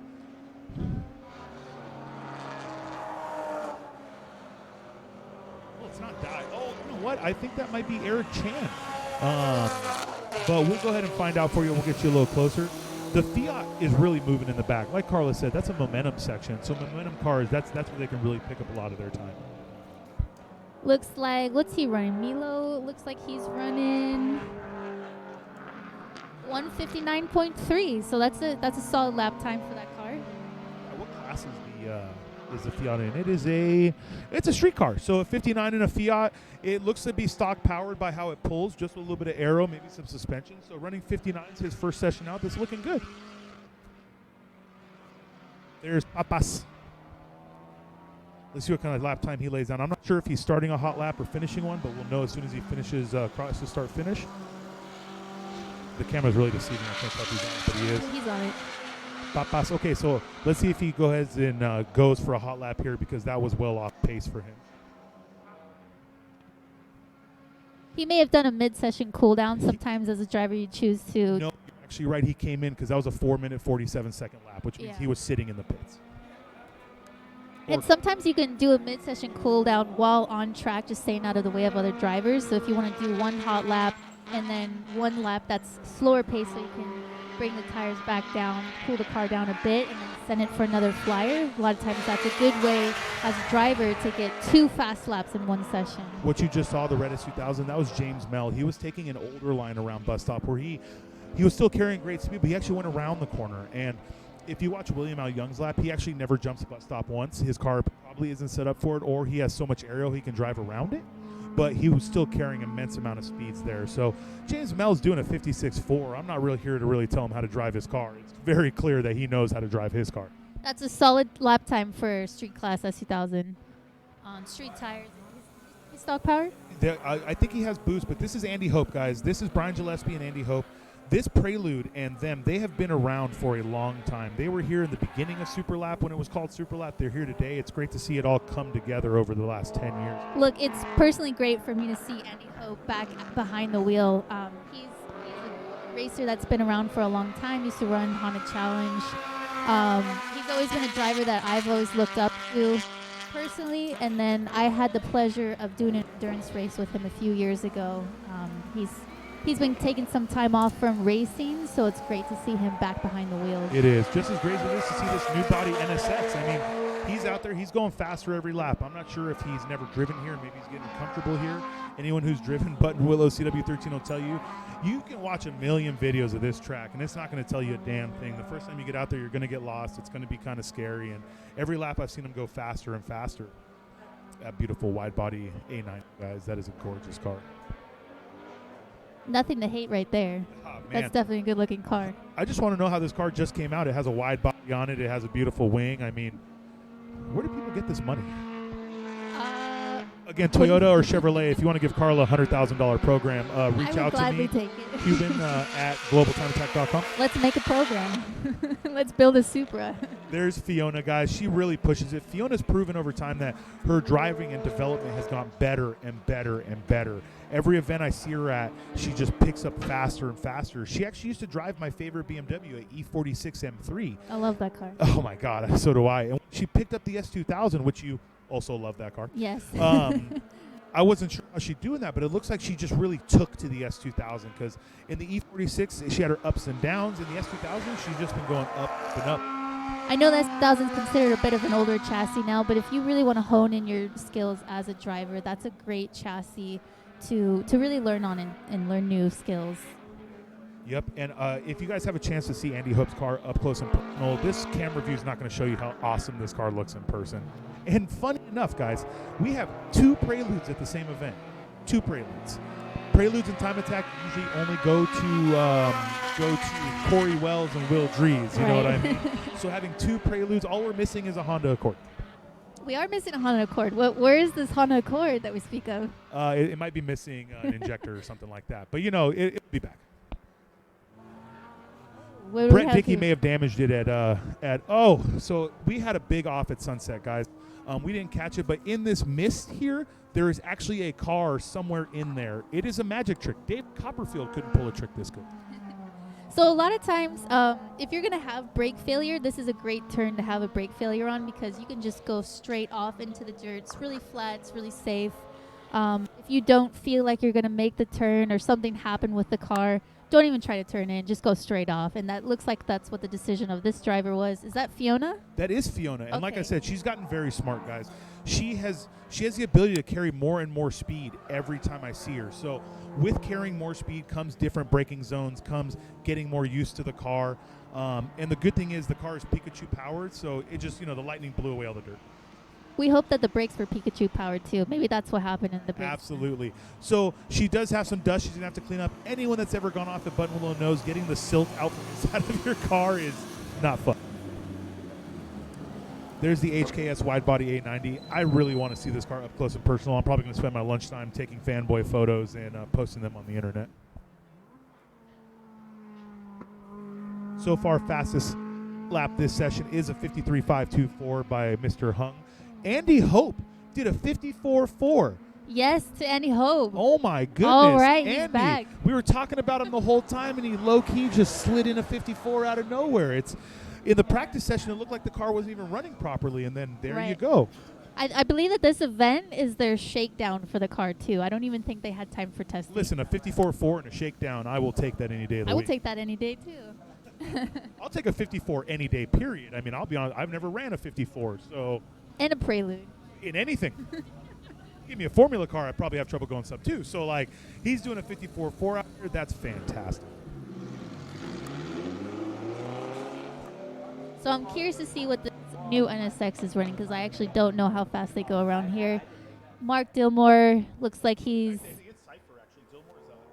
Dillmore's Ravi's. I made a mistake. It's Mr. Cypher. He's running a 211.2. I'll be very honest with you. Someone who takes a brand new NSX out there, it takes a lot of love and commitment. I wouldn't be pushing it to the limit till I was comfortable with it either. But he's out there getting laps in, getting comfortable. I bet you by the end of the event, he's out the 2 minute or near the 2 minute range. And if he goes sub 2, that's even better because this track is vicious. And I mean, with how crazy styled the NSX is, all the angular areas, it's funny to think that a brand new NSX is the tamer looking cars that we have here today. Looks like we have about 3 minutes left of this session. Most of the cars have exited the track, which is also cool to time it as a driver because you know that all the cars are going to their first couple laps. But if you really want to lay it down without anyone else on track, it's really cool to try to time it so that you're out on track like these two cars are right now. It does still look nice out here, guys. Obviously, bus stop's a little dirty, and after lunch they will clean it up, but it does look like we still have some great ambient temperatures. The sun is shining a little stronger, as you can see just by what the track looks like. So if the ambients stay in the 60s and the sun shines down, that's what Carl calls record laps. Yeah, it looks like we're still at 64 degrees right now, so still fast weather, still record weather. We'll see what happens. And we still have, I mean, listen, guys, anyone that's been coming to GTA Finals for a long time will tell you that it's like back and forth. We'll have a really hot year, a really cold year, really hot year, really cold year. Well, last year was relatively great temperature, and here we are again in the 60s. I mean, if you guys want to come out and set a record, this is the kind of weather that loses me bets. It looks like you're going to lose some money today, Cuban. Oh, no. Johnny Hernandez, he's got me. Don't you even worry about it. I'm cheering for you, Johnny. This is We Ryan hope you Passy. do Let's well. keep this shot for a second, guys. The car we're looking at is Ryan Passy. This is an LFX Camaro V6 supercharged Miata. That's a really cool Miata. Okay, me and Modi joke around. It's a Chevy Colorado Type R. Okay. But this car, it's their first event after adding boost. He has been so competitive in a stock-powered LFX V6 that seeing him out here with boost, he did go out his first session and get towed back in. I'm really hoping it's something small because he is, in my opinion, the force to be reckoned with in limited class. So what do you think Johnny's going to run today? I think Johnny's going to take Marcos's record. Johnny's going to be in the low 48s. Okay. If Johnny pulls a 42nd, Willow Ranch is on me. Okay. I hope you're listening, Johnny. Hope you want some Willow Ranch. I had the pleasure of speaking with him this morning. He is shooting for a 48. So it's great to see him, his wife, and his son out here cheering him on. Well, and Johnny, I mean, he is a very to-himself person, but anyone that's had a moment to really talk to Johnny will tell you he's got a love, man. He used Carla, by the way, guys, not just racing. She runs a transportation company, Black Horse Transport. They towed Johnny to Road Atlanta. Johnny laid it down at Road Atlanta, man. I mean, never been there before. He was pitted next to the Project Import guys. Bret Dickey was driving the Project Import Honda Accord, and just working together as a team. Man, Johnny he impressed the hell out of me. So I don't necessarily want to take credit for this, but we've transported Johnny's car a couple of times, and every time we've transported his car, he ends up on the top step of the podium. So I don't know. Maybe it's luck. Maybe it's the transporters. I don't know. I don't know if you guys noticed that, but she just Kanye'd me. I was Taylor Swift. Yo, I'm gonna let you finish, but I'm the reason Johnny's winning. Don't get sued. Don't get sued. No, and I mean, and that's the best part, guys. I mean, Carla coming from this world, pushing a transport company, she towed us to, to be fair, she towed us to Coda, and the car she drove blew up. But when she tows other people's cars, they tend to win events. So yes, Johnny's car included. She towed us to Coda and Road Atlanta, actually. Totally correct. So when she towed us out there, we had a great event. We had an Australian international, Bret Dickey, who the year before had won his class at World Time Attack. He didn't win this year, Bret, but we still love you, and we'll see you next year. But it's just great to see, you know what I mean? So hopefully we see some fast lap times. Just so you guys know, the only car on track right now is the NSX. He's finishing his lap because the checkered ran. So Group 5, Session 1 is about to go out. Group 5 Session 1 is consisted of a lot of enthusiast class cars, mainly because this is going to be the lowest of the speed index. We also have a couple cars that would be, in my opinion, running faster. I see Thomas Lee out here, but they just finished putting his car together. He has a whole new package, new engine, supercharger, Motec. It got finished being tuned yesterday at 6 p.m. So Thomas will tell you he really wants to lay it down in Texas at Super Lap Battle Coda. So he's out here. He's going to push as hard as he can, get as much data as he can, so he can translate that to a win in Texas. Thomas is also somebody that Black Horse always transports. We actually transported him to this event. He had a little bit of troubles getting the car ready for this event, but that's usually the case for a lot of time attack cars. A lot of times everything happens last minute, and it's not because you're not planning for it. It just usually it ends up that way, unfortunately. So Thomas will be this silver Honda Civic FA5 up there with the beautiful made fenders by Ken Swen. You have what looks like a Subaru in front of him, Subaru behind him. We have a Mazda Miata, and the final car in that shot was a GT350 Mustang. This right here is Bret Nicoletti in his NC Mazda Miata. We finished setting up his car yesterday early in the day. It looks like Modi from Blackbird Fatworks. Yeah, I said fireworks. I guess I'm still stuck on 4th of July. Blackworks. Modi, you're my fireworks. Blackbird Fabworks actually has put a new trunk on Bret's car. Bret's never ran with any form of aero. This is his true daily, so it's cool to see him testing out some product. We changed a few things in his suspension and his alignment, so he's really hoping to set a personal best. I hope with the settings we did and with the work that Modi's been doing with him that Bret can go out there and lay down a fast lap. Well, Thomas also, back to Thomas in the silver Civic there, he's also testing aero and new JRZs for the first time. So JRZ Motorsport two-ways.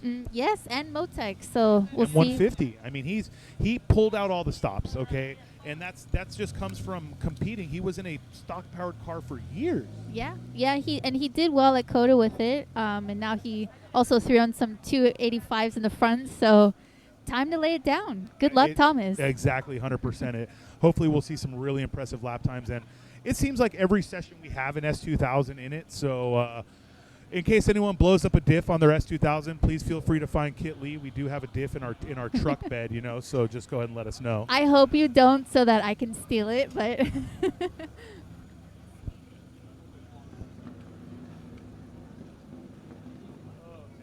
we're having a great time here, guys. Thanks for staying with us. This is the morning sessions. This is Group 5, Session 1, about to go live. Group 5, Session 1. Big shout out to Rev, our production crew, and everyone out here putting in the work. We have our camera guy out there going around the hot pits. He's definitely making sure we get these awesome shots. Big shout to our sponsors, guys.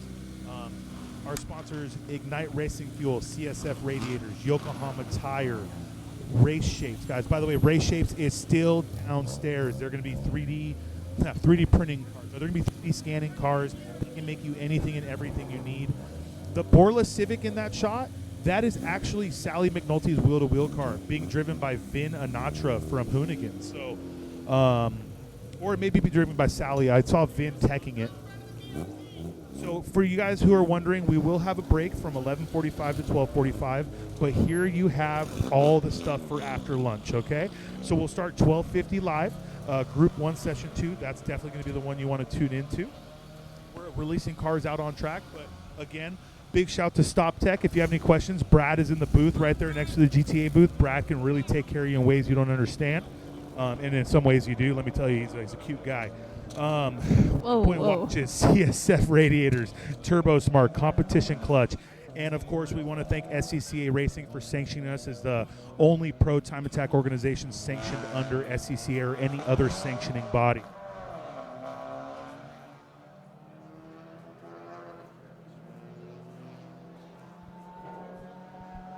So it looks like we're going to have quite a few cars on track for this Group 5 session. We have Sean in number 137, Subaru WRX, Thomas Lee, number 27 in his Civic Si. We have Alex in number 135 in his BMW 135i. Daniel Tran, number 45 in Miata. We have Thomas Smith coming in at a number 51 in his STI. Jarrell in his number 877 Supra GR. We have Joshua Reyes in his number 227 Honda S2000. Nick Bright in his Accord Euro R. Vincent Del Campo in his number 124 Civic CX. We have Aaron in his BRZ. Ray in his GT350. Vin in his Honda Civic. I haven't seen Vin drive a Honda Civic, so good luck today. That's Sally's wheel-to-wheel Honda Civic. So, hey, Vin, make sure you give it back to her in one piece. She has some races coming up next year. Is that what happened? Okay. All right. So, good luck today, Vin. We have Rome in his 335i, Tyler in his Civic Type R, Jamie Moreno in her WRX. I knew she blew up earlier this morning, so hopefully she's able to get that sorted and back out on track.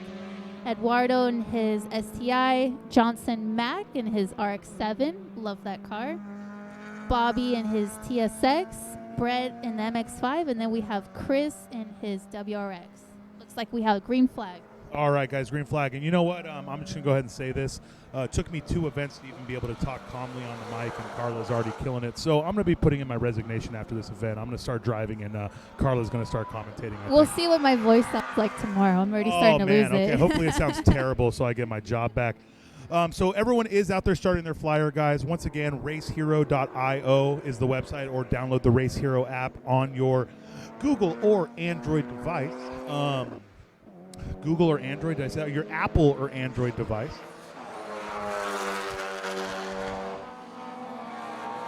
I'm not sure if that's a flyer.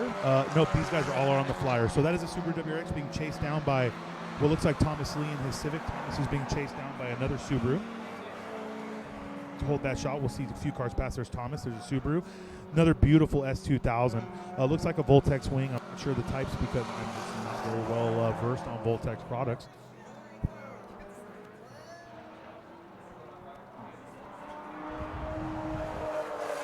That Spoon car, guys, let me talk to you about that Spoon car. Low key, he purchased that car from its original owner. He usually actually comes out in his Accord Euro R. For whatever reason, I have totally forgotten his name, even though we're great friends. I love you, bro. Give me a second here. Nick Bright, guys. Nick Bright. I can't believe I forgot that. He usually comes out in a beautiful white Accord Euro R. Let me tell you about vacation. He works on oil rigs in Texas, okay? He got off the oil rig, got into his truck, and took the car here and arrived yesterday night. That's a tough job, If too. that's not dedication, he's got a lot of kids, okay? I was on the phone with him the other day, and I heard a lot of noise in the back. He's like, oh, it's my kids, and he named like 5 to 7 names. I feel really terrible for his wife. Ah, man, you know. It's a lot of pregnancy. He's such a great guy, though. He's made it here to Buttonwillow, even for Pro-Ams. I do like to give him some crap because the day I bought my Type R, we were out here a week later for a Pro-Am, and I beat him by 0.2 seconds, so I will never let him live that down.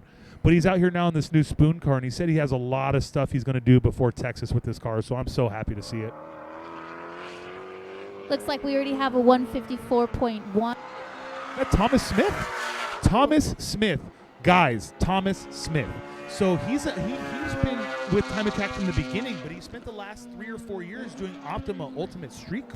So having him back out here laying down some lap times just for the history is a great feeling for us. New people watching, you may not know, but when I saw Thomas Smith on the entry list, I said, awesome, man. That's an old school name. Great to see him back out.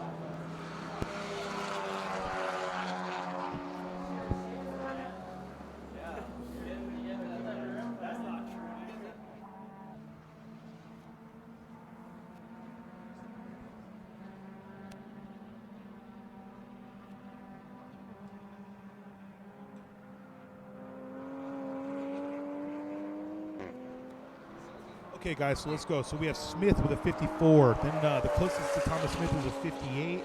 202, 203, 205. This really shows you the speed index. And I will tell you really quickly, the big gap from 54 to 202, you're going to see these people being shuffled around after lunch. So, Yeah, and we also have Johnson Mack on the screen right now in his RX-7. I love that car. Great car. Has a lot of really nice fabrication work done on it. He is an engineer himself. He does the work himself. So it's really cool to see people building their own cars, coming out here, competing, doing well in them. He's learning the track. This is only his 3rd time here. So we're going to be seeing faster lap times for him also tomorrow as well once he gets more seat time. Exactly. And I mean, woo, man, see, that, in my opinion, and you can correct me if I'm wrong, but that looked like too early of a turn-in right there. Yeah, that will happen. I mean, sometimes it naturally, when you're coming into that brake zone, you want to turn in too early, and it happens, and eventually you just, next lap, just focus on turning a little later.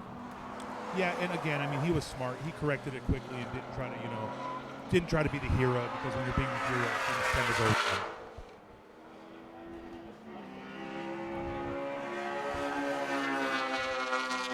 There's Thomas Smith again, guys, hitting the bus stop complex. He knows this track really well. The car is a very mild build, so, I mean, doing 54 out here with just some good tires, some good suspension, and some seat time is really incredible. So, wow, already jumping into the sub 2, Johnson Mack, 2nd lap in. He's finding time quickly. It's going to be interesting to see what he puts down today. I mean, if he's in his first time session, and he went down to a 59 already, I could see him getting bumped into Group 4 by the end of this one. And he's not one of those people that LS swaps in RX-7. He does still have the rotary in it, and he only puts down, I think he said, about 4 to 450 wheel horsepower, so it's not overly sprung. It's definitely a momentum car. And I wouldn't call any rotary reliable, but 4 to 450 in a rotary, I'm sure the Dorito Apex seals can last an event. Seems like he's able to find a way to make it work. Hey, man, that's what this is. Make it work. I mean, you'll see the weirdest engines. I agree with you.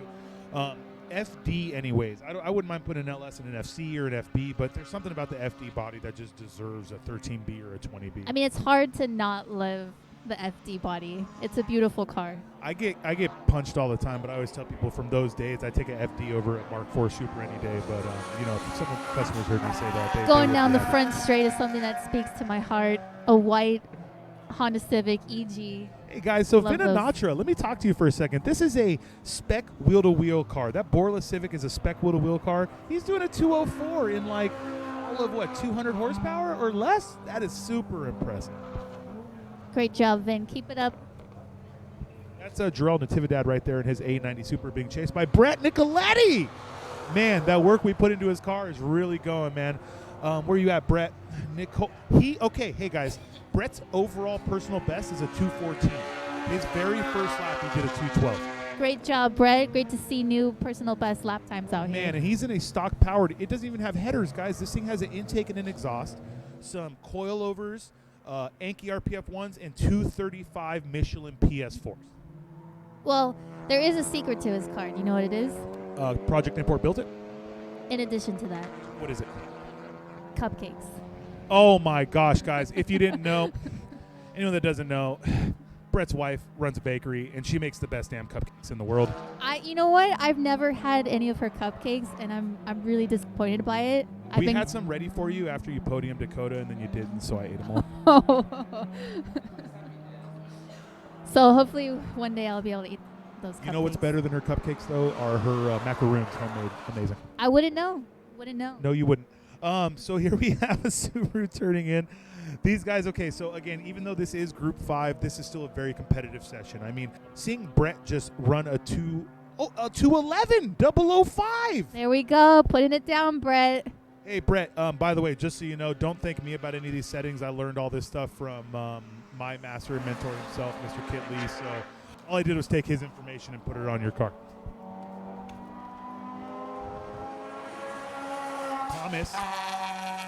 Thomas has run a 2-minute flat so far, guys. This is a whole brand new setup. 59. Did he? He cracked a 59.5. 59.5, guys. 59.5. And you got to really relearn how to drive these cars. When you're running a 255, 225 stagger and you go up to a 285 with a much bigger stagger, it's just a completely different car. And, of course, he has the new engine setup, as we talked about a little bit earlier. First time driving on the blower, first time with a new engine, first time with a new tune, first time with JRZ Motorsport 2 ways. The fact that he's out there doing a 59 his second lap on a completely new setup is super impressive. Here we are with one of my favorite cars to drive, Civic EG. I used to have a wheel-to-wheel EG for Honda Challenge. Miss that car a lot. I really love those cars. What lap times is he running today? So that's car number 124.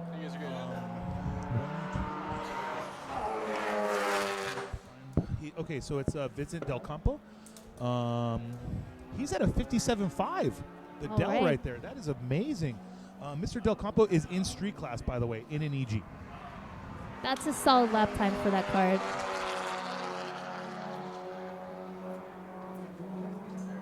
Not sure. I don't know if he's B series or K series or what they've got going on in there. Hopefully we get the chance to talk to them later. I'd like to know more about that car. Here we have a couple FK8s. We also have Bret. Let's see if he goes on another flyer. One thing Bret always says is he has the ability to do 5 or 6 laps with his setup with no problem. So there he is coming through Sunset.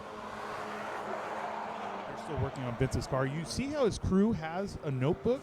So they really keep track of all pressures and all temperatures of everything they do between sessions. That way you don't forget. The next time you go out, you're ready. Bret did a 210. Bret did a 210.7. Nice. I saw he did a pretty clean sunset exit. So man, so he has shaved 4 seconds off his personal best in the very first session, lap after lap after lap.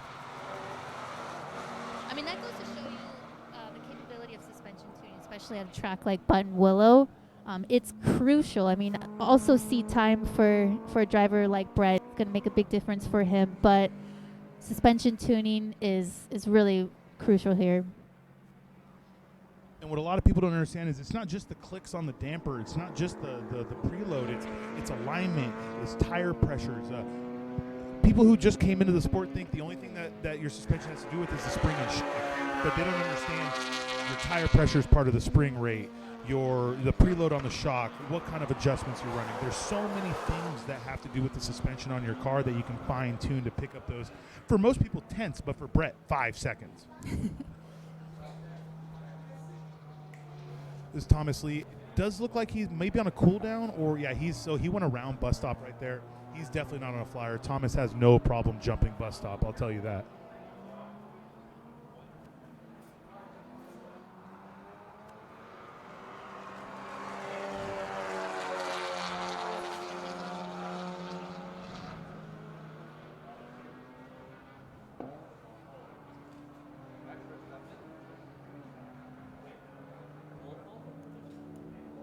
By the way, hopefully he's listening. Just wanted to make a shout out to Mr. Ken Swen. We do have a birthday in the paddock, Ken Swen.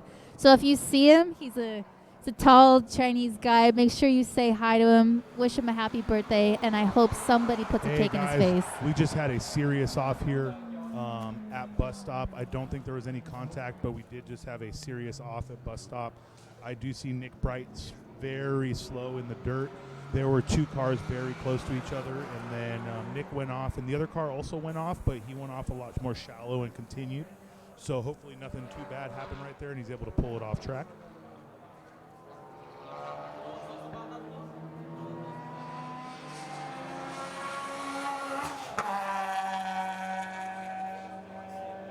So as soon as all this dirt clears up, let me just tell you right now, these drivers are very lucky because the cleaning crew is ready to go out as soon as this session is. If I can get a quick shot of the hot pit or where we grid, look at all this dirt, guys. You see this? If you can physically see the dirt on camera, it's severe.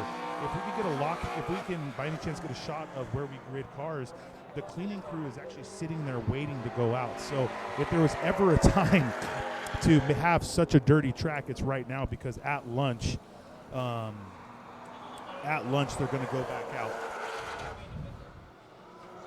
So I just want to let you guys know, Thomas Smith just did a 50. Thomas Smith, a mild stock arrowed GD 05 STI, just did a 150. That is a phenomenal time for that car. That is flying quick. I want someone to check his transponder because, not to question Thomas Smith, he's an amazing driver. 255 square, stock arrow, 50. It looks like he's going to be jumping up a couple of groups from that lap time. That is This is insane group for that 5. car. Those are group 2 lap times. Those are the end of group 1. Thomas, why are you sandbagging? Great work out there. That was obviously great driving. I wish we kind of missed most of that lap, but he looks like he really, really nailed that one down. I mean, I guess he wanted to prove just because he went to Optima doesn't mean he can't still lay it down.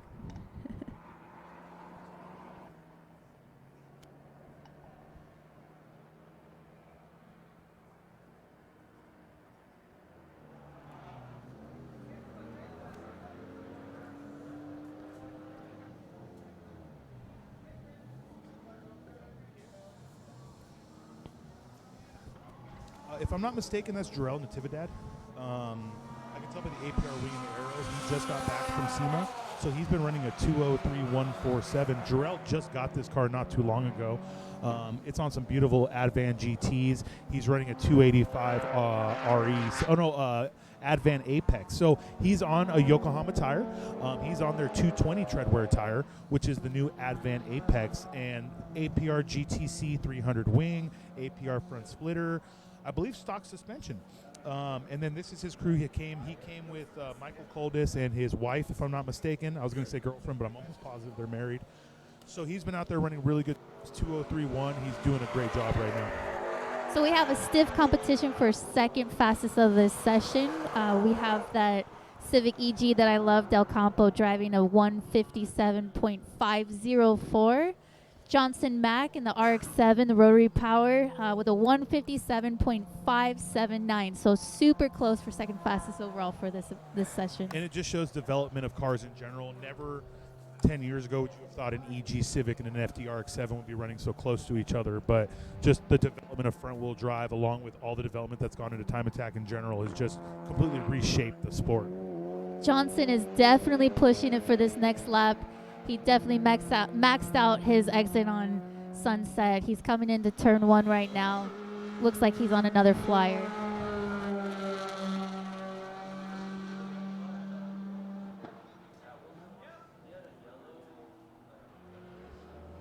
Maybe someone told him over the radio he's being beat by an EG, and I just don't think he can live with that. So we'll see what he does after this lap.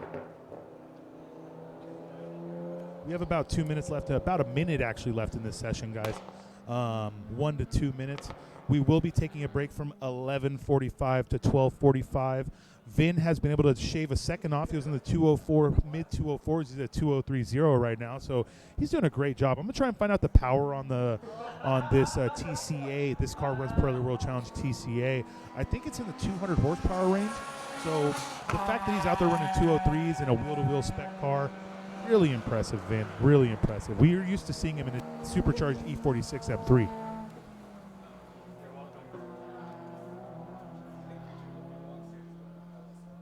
Looks like Thomas Lee went a little bit faster. He ran a 159.153.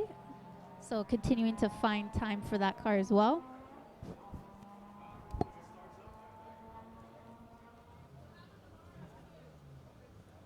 So just so you know, we are coming to a lull here.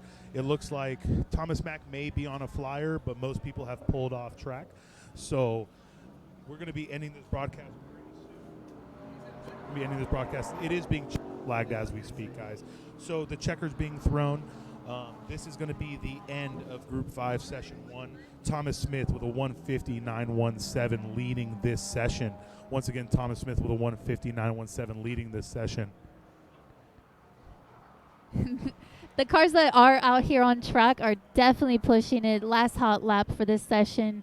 Thomas Lee really pushing that bus stop exit speed. I know Johnson Max out there. He's just finishing his lap right now coming into Sunset. Let's see what he puts down. Clean exit.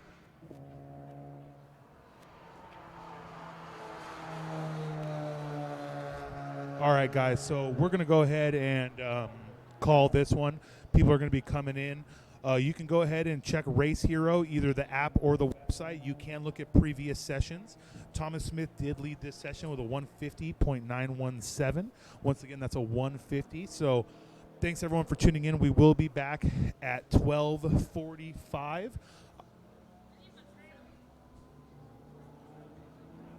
I'm going to go ahead and put up the schedule for you guys. We're going to leave this up for a little bit so you guys know what's going on.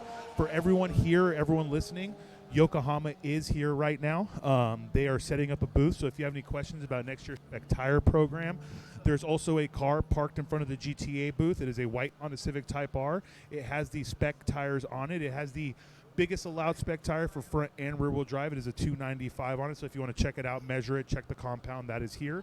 Any questions, go to Yokohama. We want to shoot a big shout out to our sponsors, Ray's Wheels, Yokohama Wheels, Ray's Wheels, Yokohama Tires. Yokohama is here. Stop Tech Brakes. Feel free to talk to Brad. He's to the side of the GTA booth at Stop Tech. Garrett Advancing Motion, Competition Clutch. Patrick from Race Shapes is downstairs in the cafeteria area. Be sure to reach out to him. He is going to be 3D scanning cars. If you need anything made, Race Shapes is the guys to go to. They're one of our newest sponsors, and they've been really trying to help everybody out. They can make anything and everything you would need. Waypoint watches, Ignite Race Fuel, CSF radiators, and Turbo Smart. Again, also don't forget we are SCCA sanctioned pro time attack organization. So if you guys want to get into this but feel you may not have the experience level or the confidence to come to a global time attack or super lap battle event, reach out to your local SCCA chapter, get into the entry level. They have drivers coaching. They'll get you up there. They'll give you the confidence to come out here and go fast. And besides that, Carla, thanks so much for being here with us. We'll be back after lunch. You go ahead and give a shout out to Rev and everybody here. Thanks for listening, guys. Oh, we just want to make a quick shout out to Revolution here. They're helping us with this broadcast system. So because of them, we're able to give you guys live updates throughout the day. Yeah. Brian Randalls and Jeffrey Hart, they're the heart and soul of Rev. They've been here since last night. They were here till midnight making sure everything was set up. Corey Davis, David Medina running the cameras. Obviously the announcers, I'm Carla Pestotnik, she's Cuban Rodriguez. Something like that. And big shout. We'll be back here, guys, at 12:45. Session goes live at 12:50. So once again, thanks for tuning in. We'll be back soon. And you can catch all the lap times on Race Hero, and we'll go ahead and catch you in an hour.